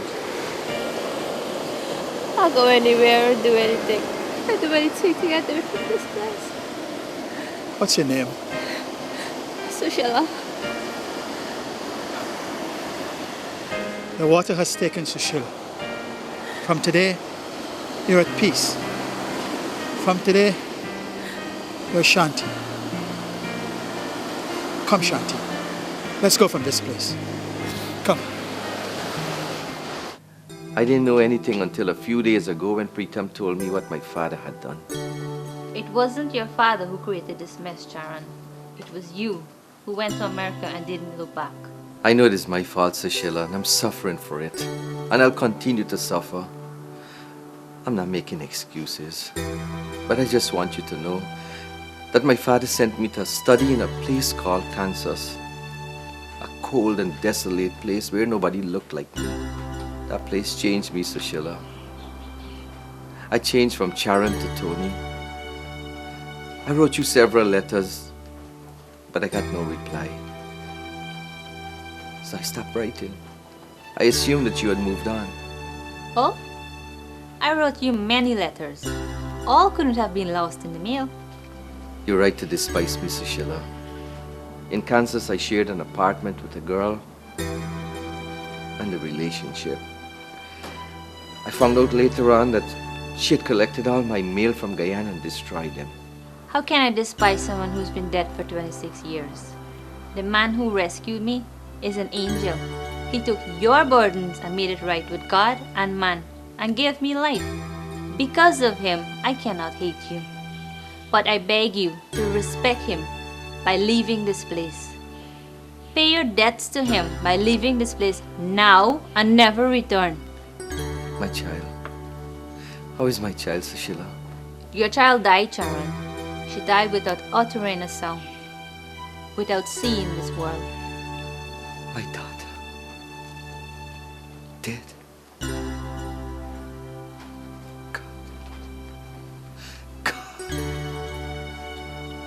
Where did you bury her? The same night, my husband buried her under a tree by his rice field. My daughter died without knowing her father's name?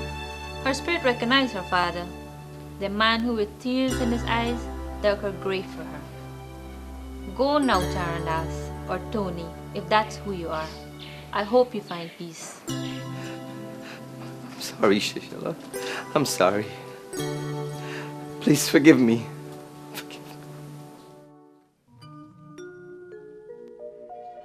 हम थे जिनके सहारे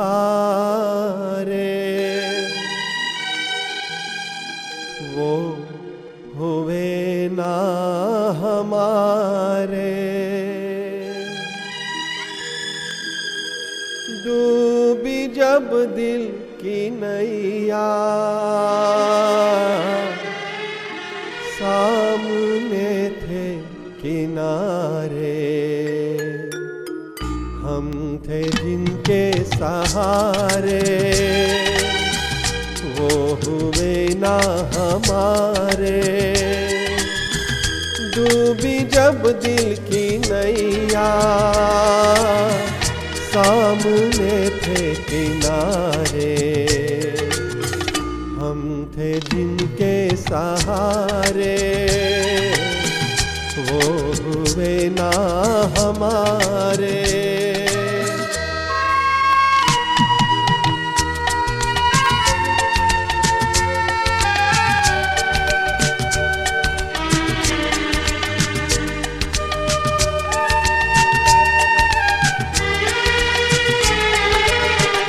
क्या मोहब्बत के वादे क्या वफा के इरादे रेत की है दीवारें जो भी चाहे गिरा दे जो भी चाहे गिरा दे हम थे जिनके सहारे वो हुए ना हमारे डूबी जब दिल की नैया सामने थे किनारे हम थे जिनके सहारे वो हुए ना हमारे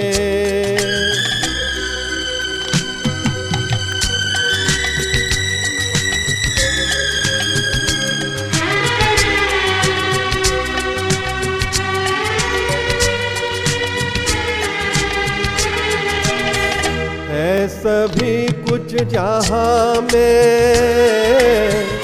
दोस्ती है वफा है अपनी ये कम नसीबी हमको ना कुछ भी मिला है हमको ना कुछ भी मिला है हम थे जिनके सहारे वो हुए ना हमारे डूबी जब दिल की नैया सामने थे किनारे हम थे जिनके सहारे Mr. Tony, you still here? Come.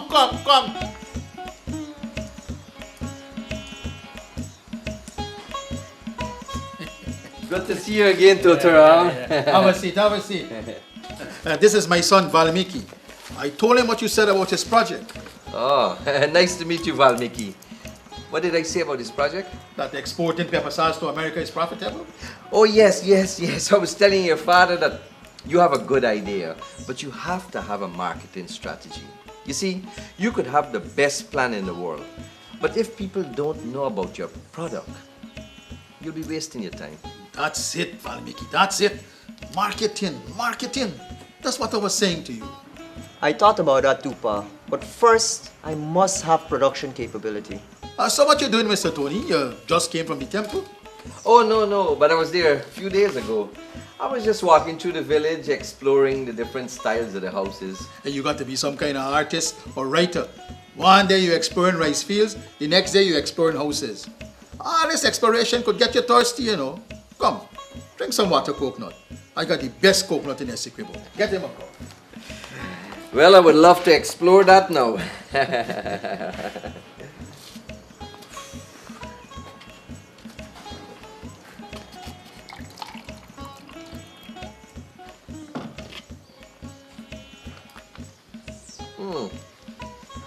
So, how do you plan to set up your business, Valmiki?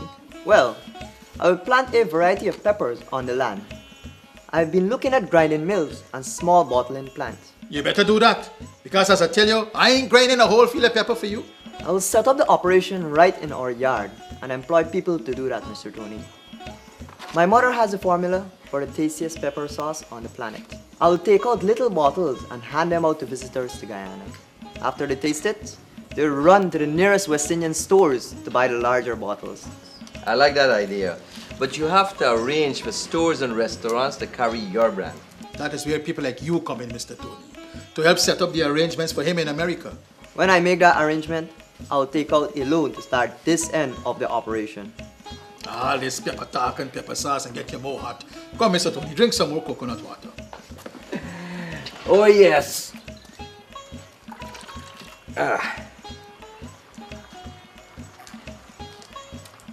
This is definitely the best, Totoram. You're right. This is something I'm not wrong about, Mr. Tony. So when you're leaving for America? Oh, I'm leaving tomorrow. So this is like a farewell drink. But you can't leave without tasting your own food, you know. Parvati might be a good cook, but she can't compare to me, wife. Shanti! Shanti! Come! Come meet with guests.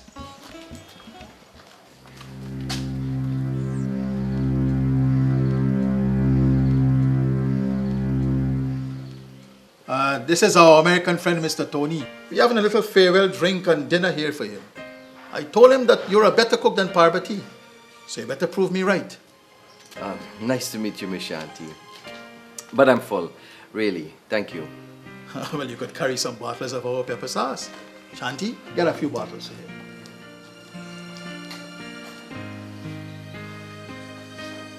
Valmiki, bring my keyboard. Let me sing a farewell song to my friend, Mr. Tony.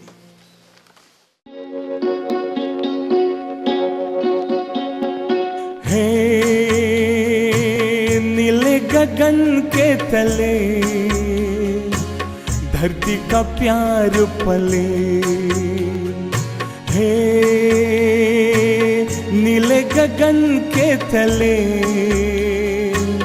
धरती का प्यार फले,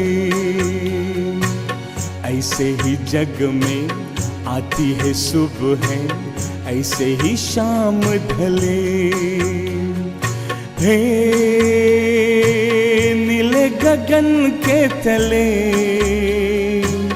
धरती का प्यार फले।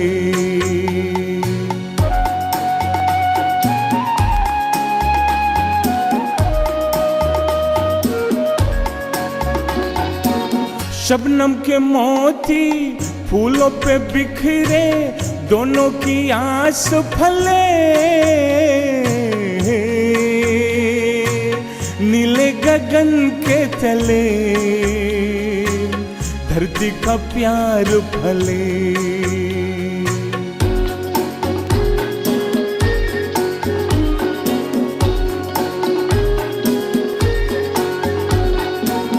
बल खाती बेले मस्ती में खेले, पैरों से मिल के गले, नीले गगन के तले धरती का प्यार फले।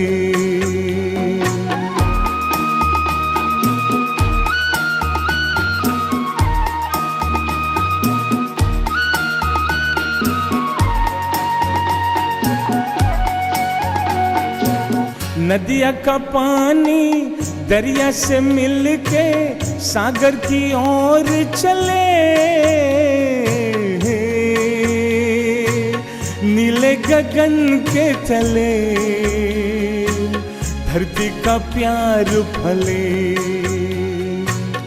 ऐसे ही जग में आती है सुबह, ऐसे ही शाम ढले, हे नीले गगन के तले धरती का प्यार फले।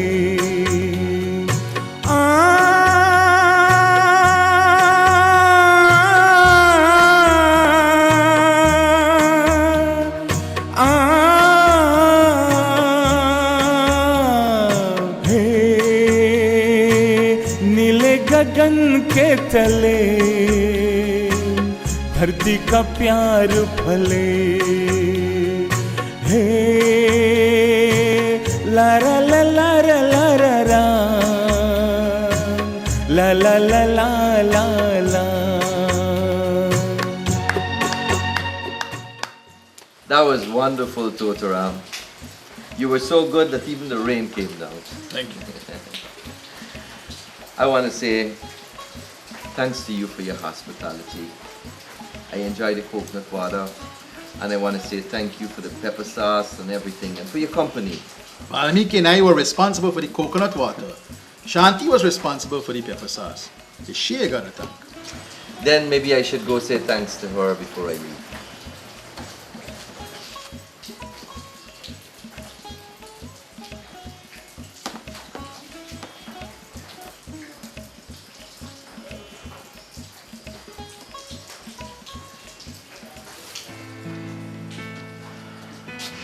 How could you come here to my house, Sharon? You're not satisfied with what you have done? Sushila, if I knew he was your husband, I wouldn't have come here. But before I leave, just tell me under which tree my daughter was buried. There's so many trees by the rice field. Why you want to know that? I just want to know. Anyway, follow this road to the rice field. She's buried under the forest coconut tree that you see. Thank you, Sushila. Is there anything I can do to help your family? Yes, leave this place and forget that you ever came.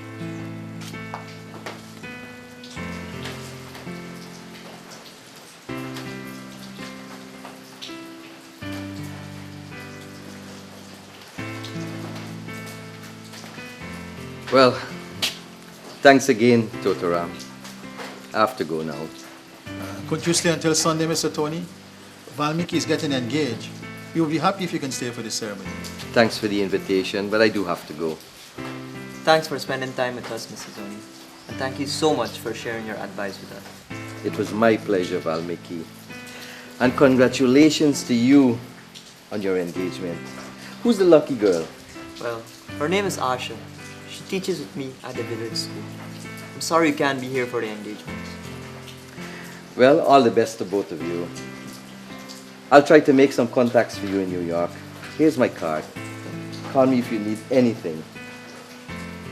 Valmiki, take care of your parents. They're very, very special people.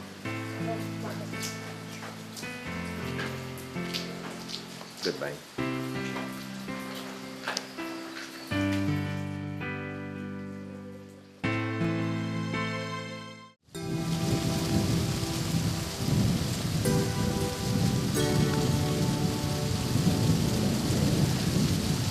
Forgive me, my daughter. My baby. You came into this world without knowing me. And you left without a name.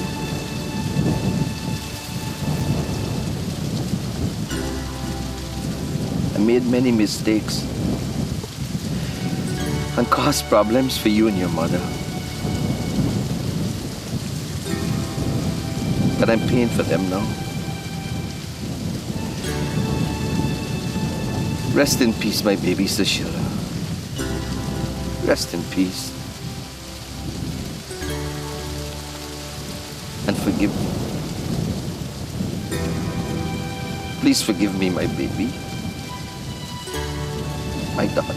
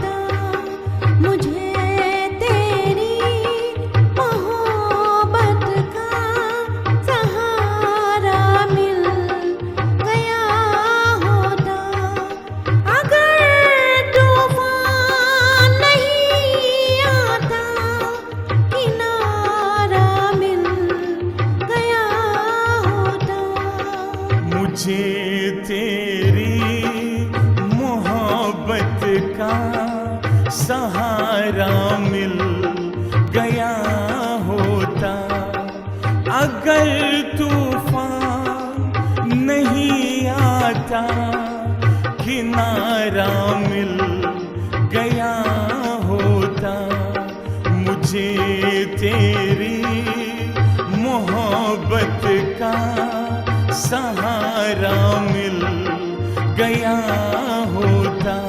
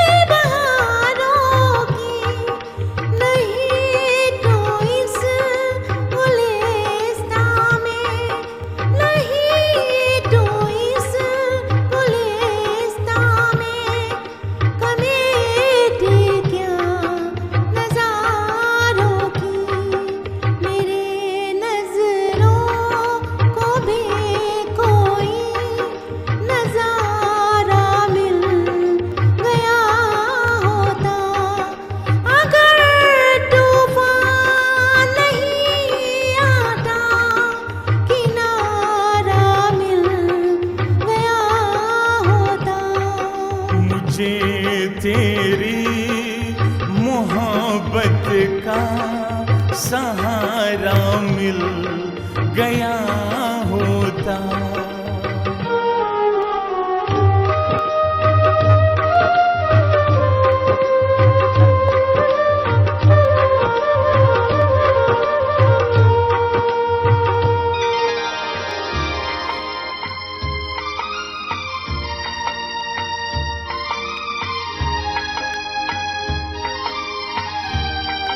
खुशी से अपनी आँखों को मैं अश्कों से भिगो लेता, मेरे बदले तू हंस लेती, मेरे बदले तू हंस लेती, तेरे बदले मैं रो लेता।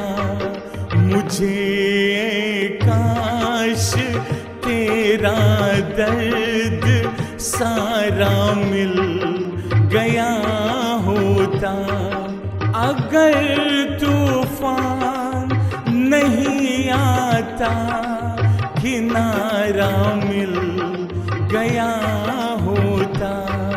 मुझे तेरी मोहब्बत का सहारा मिल गया होता।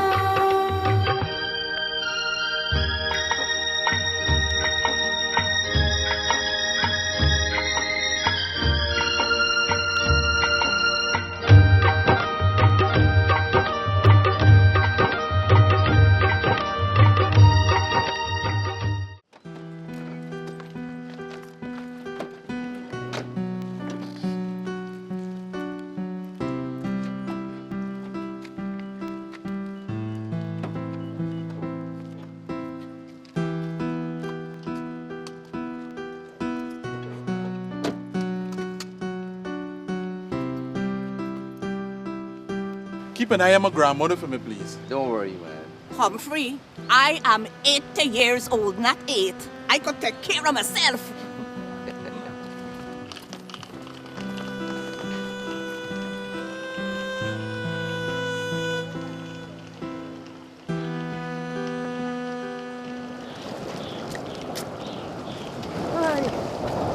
Both late again. Everything in this country like me, old and slow. Let me take some weight off my legs. Oi. So you're going to visit some relatives in Georgetown? I'm going to receive a medal from the Minister of Health himself. You worked with the ministry? Yes. I've been a midwife around Anna Regina for 50 years. I only retired when they said that I got to take classes in nursing. And who would have been teaching me? Some of the same children that I deliver. I deliver the Minister of Health himself. They forget to give him a pension, but at least I get in a medal. I had some friends that used to live in Regina. You probably deliver their children as well. Well, if they're more than 20 years old, I'm sure I did. Who's your friends? Sushila, I mean Shanti, she had a stall in the market. Oh, Shanti, the same one who husband break his back. I deliver all their children. He used to be a postman, and then he come and do farming. He should have kept lifting up the post bag. At least don't want to break his back. I think they had a child that died at birth. I would never forget that night. The first one who come out was a girl. She refused to breathe. But I saved the boy. Oh, he's such a lovely, respectful young man. He's a teacher in the village school. Twins? Is that what I'm trying to tell you? They had twins? She lied to me. Sushila lied to me. That boy Valmiki is my son, not Totoram's. Sushila lied to me. Hello? Hello? You're not going to Georgetown anymore? Hello? You're not waiting for the ferry? Hello?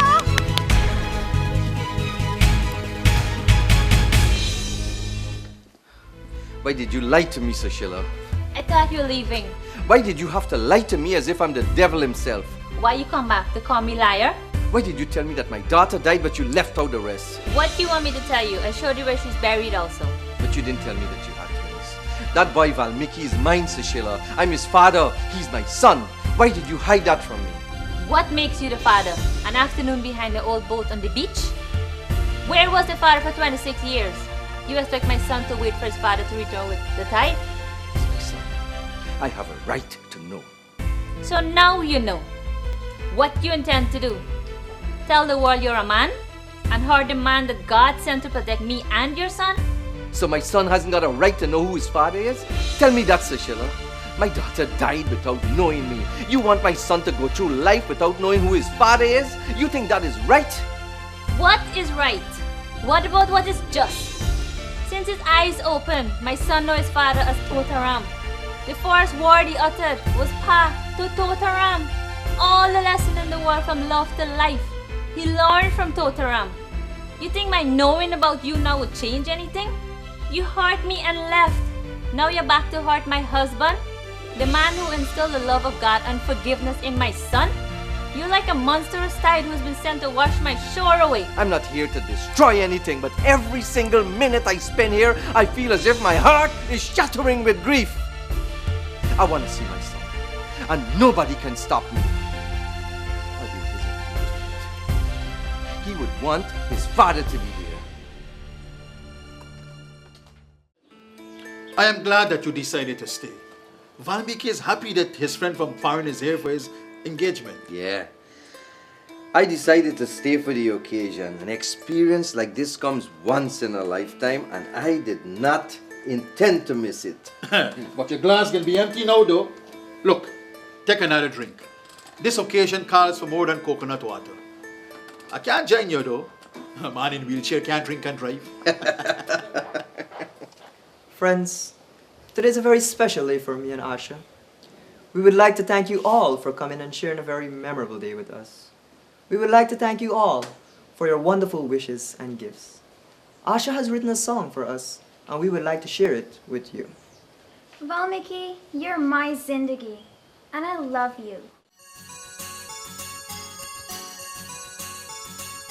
Hey baby, come with me. Take my hand through this journey.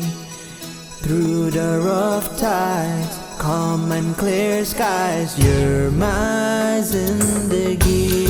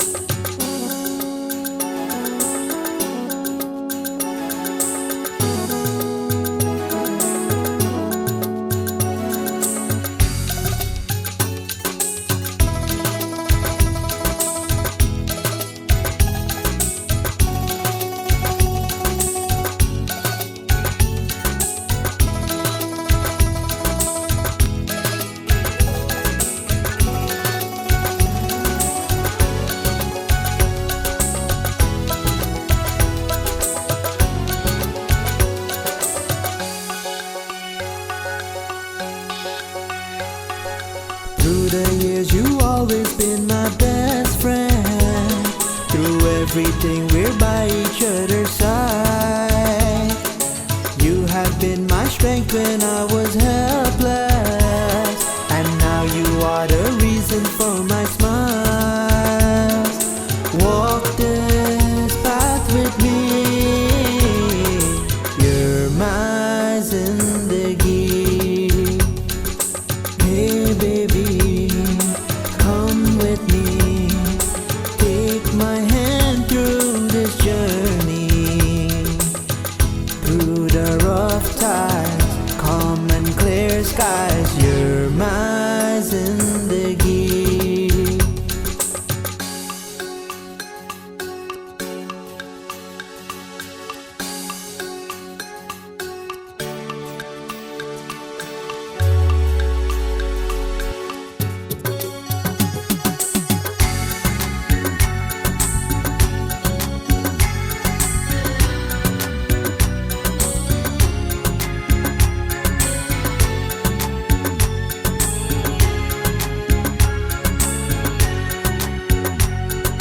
From this day you shall not walk alone, for you know my arms will be your home. My lips will whisper comforts when you're shaken.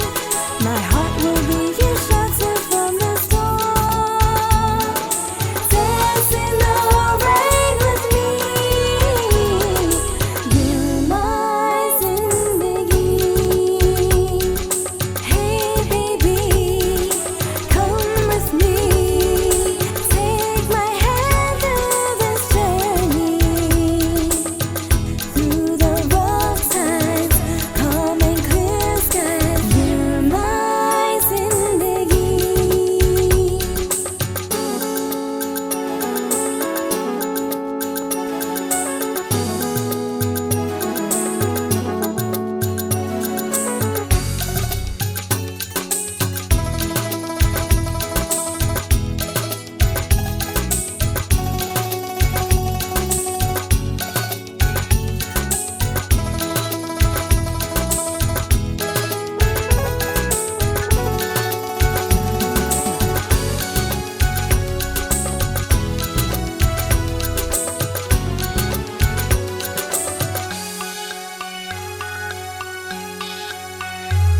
The sweet music of life plays forever. Love's bold refrain cannot go wrong. Melody and harmony together, like you and I in our own song. Sing life song with me, you're my zindagi. Hey baby, come with me, take my hand through this journey. Through the rough times, calm and clear skies, You're my zindagi. Hey baby, come with me, take my hand through this journey. Through the rough times, calm and clear skies, you're my zindagi. you're my zindagi. You're my zindagi.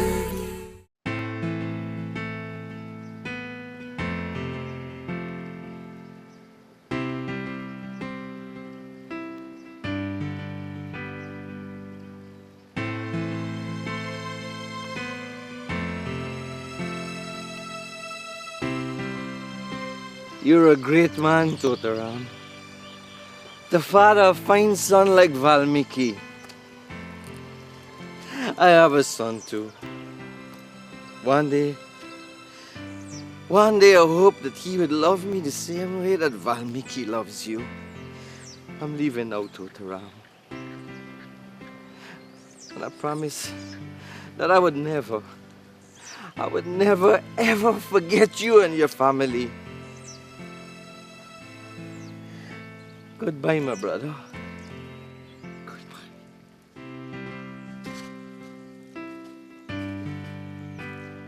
Goodbye, Charandas. May you find peace and happiness in your life.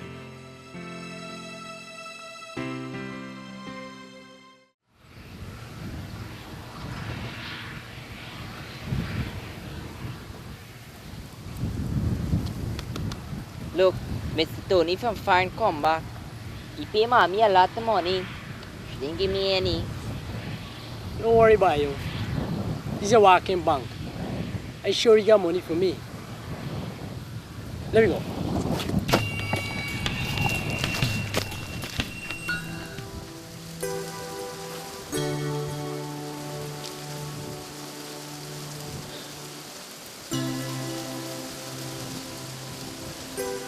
Goodbye, my daughter. The tide is leaving the shore.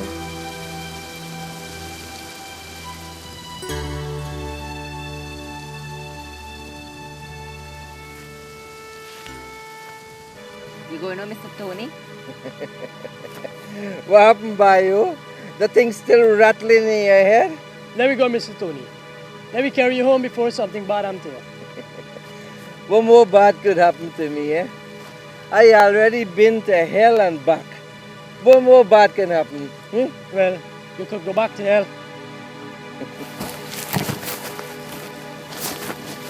Thanks for helping me to the boarding house.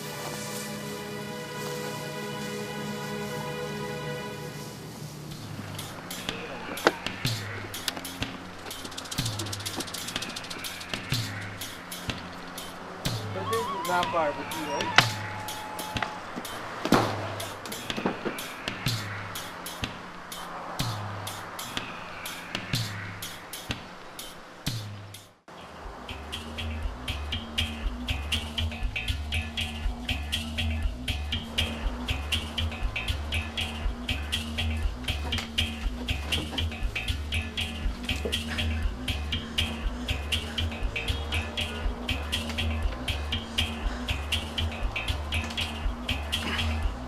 Bayo, this can't be your mother's house. This can't be Parvati house. This house too old and stink. Hey, what were you saying, foreign man? This is me house, and you is a paying guest here. Don't insult me like that. This is all the money you get. I can't even buy a joint for Bayo with this. I want to smoke a joint. I want to smoke the ganja. Bayo, go home and bring it back. I will take his money and buy the ganja.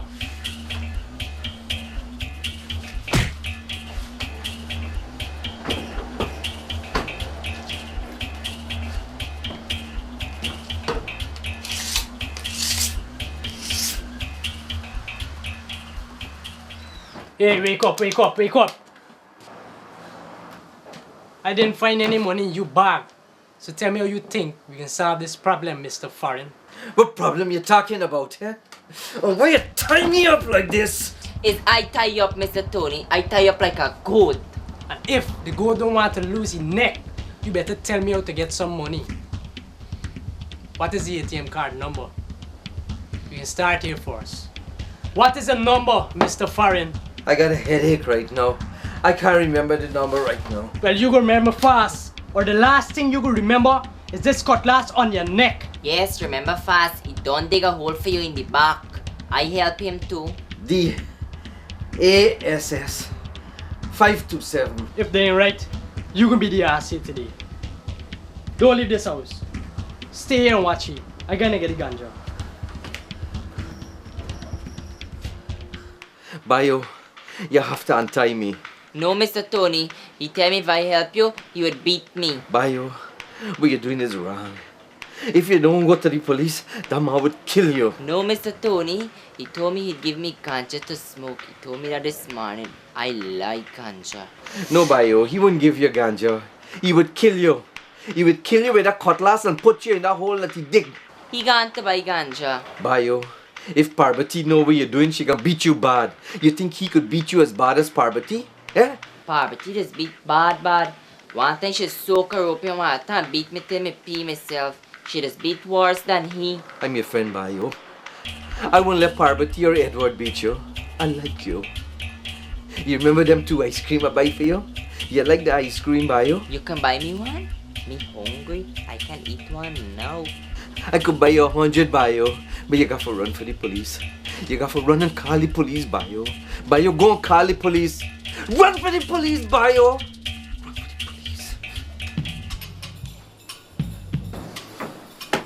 This is all the money you got? 150 US, 30,000 Guyana dollar. This is all you got? How long you think that will last me? Where's the ganja, Edward? You didn't bring me a joint? I want to feel happy again. Shut up, fool. Or you going in the auto? What's gonna happen now? Tonight you will find out. The camera at the bank catch me using your car. Tonight you gotta disappear in the hole. And what's gonna happen to Bayo? You gonna beat you like Parvati? Nah, I gonna throw he in the river. He know too much. I gonna take a shit. Watch he Bayo.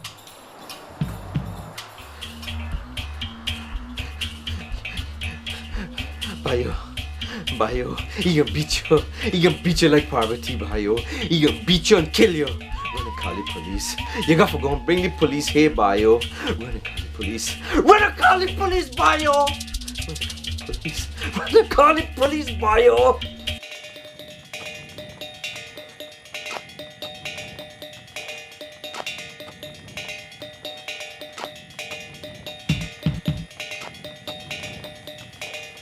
Hey, where you going? Come back here for chop your ass. What happened, Bayo? What happened? Jog my Eddie type, Mr. Tony. Tell me to run to the police. You want to kill Mr. Tony?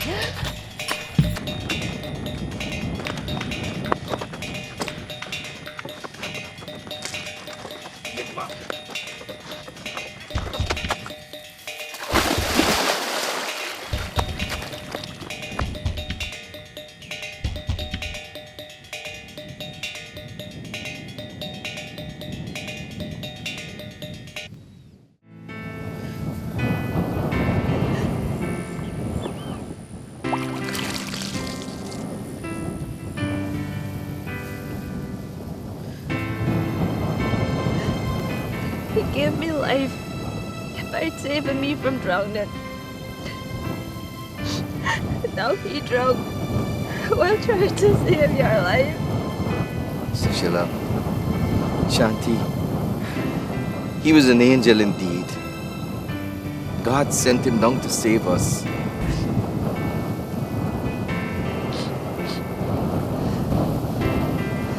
Why couldn't I die so that Valmiki could still have his father? He always tell me only God knows when to call you back to his bosom. His job is finished. He showed us goodness, but now he's gone. Shanti, did you tell him that Tony was Charandas? No, I didn't. I couldn't tell him that. That's the only secret I hid from him. I always shared everything with him. I couldn't bear to hurt him. I couldn't bear to tell him that we were here. He knew, Shanti. He knew. Yesterday when I was leaving the yard, he said goodbye, Charandas. I remember that this morning when the drug addict was sharpening his cutlass. He knew all along. I didn't say anything. He probably remember you from Verb East. He used to deliver mail to your house. He trusted you, Shanti. And in Valmiki, you will always have him.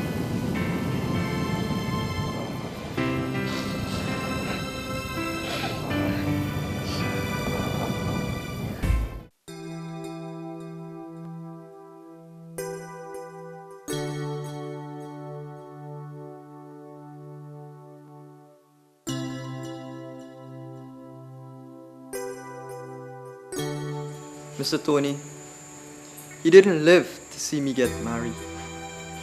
He didn't live to see his grandchildren. He didn't live to see me start up my business, and he was so looking forward for that. Your father was a great and good man, Valmiki. He brought happiness and solace to everyone he touched. He was more than a father. He was a friend. He taught me well, Mr. Tony. He taught me how to be a good person. I can see that, Valmiki. You were the Arjuna to his Krishna. He would want you to continue his work, make a difference to people's lives.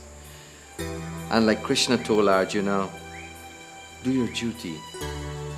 He was so proud that you had become just like him. Live your life for him by doing what is just and humane. You know, Mr. Tony, in happiness and grief, he would be the first to sing a song for everyone. No wedding house or wake house was complete without him. Today, who's here to sing a song for my father? Today, I will sing for your father, Valmiki. Today, I will sing for my brother Totaram and celebrate his life. Your father's spirit is here with us, Valmiki. As long as there are fields, as long as there are trees and rivers on this land, your father's spirit will always be with you.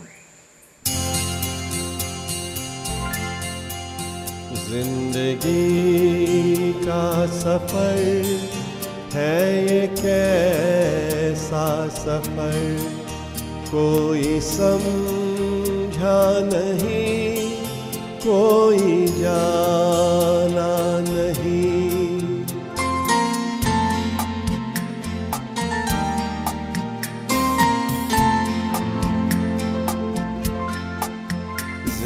जिंदगी का सफर है ये कैसा सफर कोई समझा नहीं कोई जाना नहीं है ये कैसी डगर चलते हैं सब मगर कोई समझा नहीं कोई जाना नहीं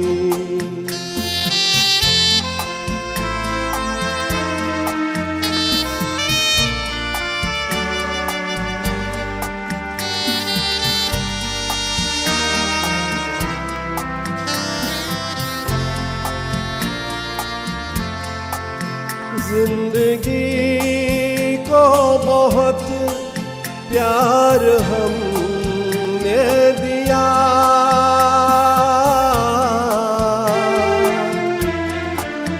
मौत से भी मोहब्बत निभाएंगे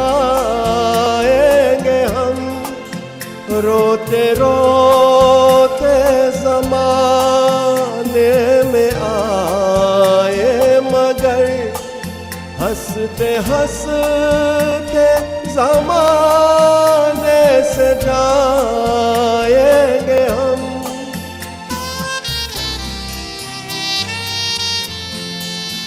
जाएंगे पर किधर है किसे ये खबर कोई समझा नहीं कोई जाना नहीं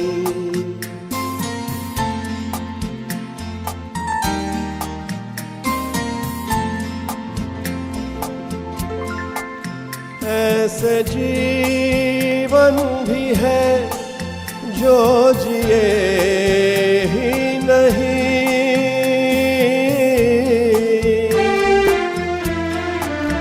जिनको जीने से पहले ही मौत आ गई फूल ऐसे भी है जो खिले ही नहीं जिनको खिलने से पहले फिजा खा गई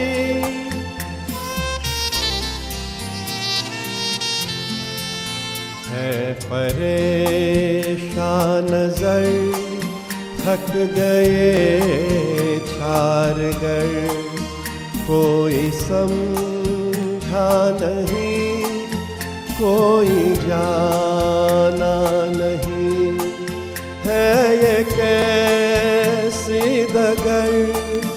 चलते हैं सब मगर कोई समझा नहीं, कोई जाना नहीं।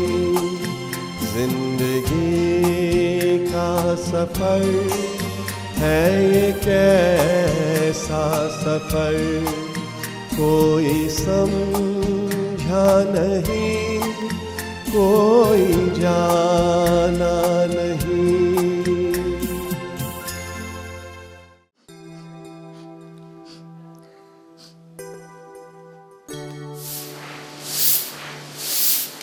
Shanti,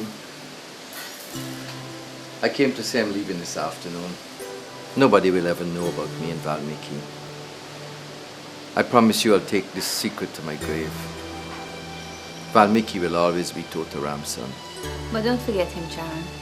I won't. I spoke to him already. I'll do everything I can to develop his business in New York. I'll be his partner. I'll always help him. I'm sure you would. You know, I didn't know what to expect when I came. I know this is hard, but I want to ask your forgiveness. I want to ask your forgiveness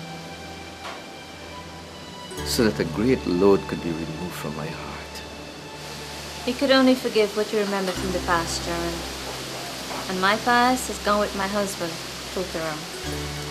But if it would make you feel better, of course I forgive you. My Totaram would want that.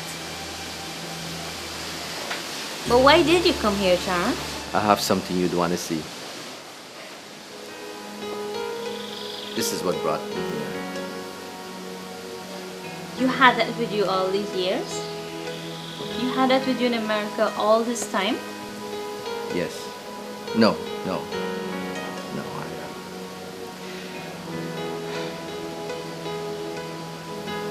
I forgot it in Guyana. And I lost my way in America.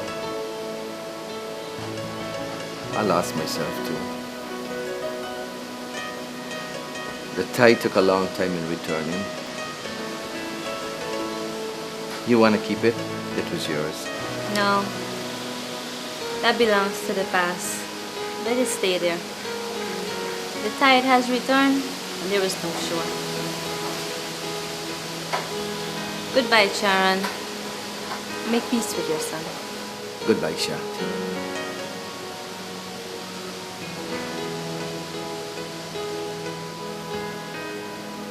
Thank you for forgiving me.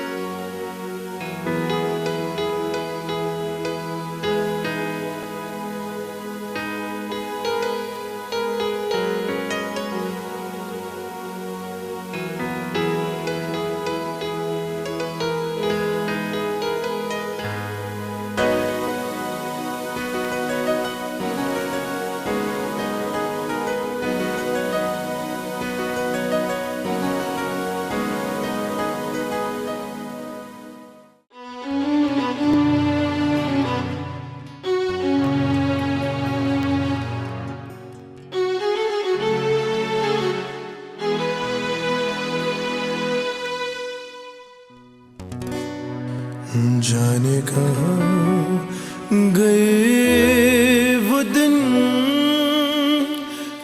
कहते थे तेरी राह में नजरों को हम बिछाएंगे, जाने कहाँ गए वो दिन, कहते थे तेरी राह में नजरों को हम बिछाएंगे, चाहे कहीं भी तुम रहो, चाहेंगे तुमको उम्र भर, तुमको न भूल पाएंगे।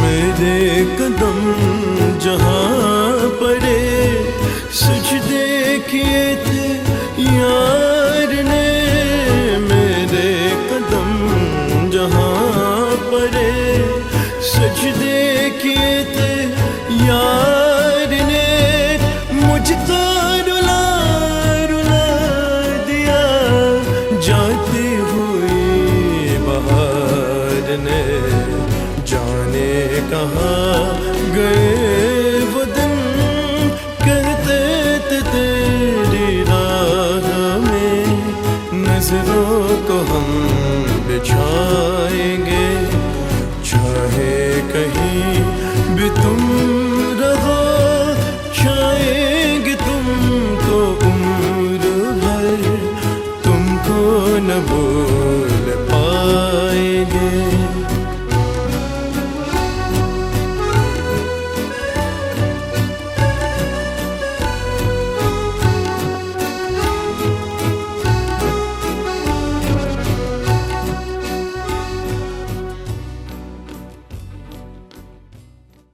Along life's pathway as we go, what's for us we'll never know.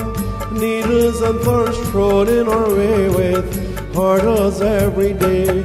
Along life's pathway as we go, what's for us we'll never know. Needles and thorns thrown in our way with hurdles every day. Along life's pathway as we go.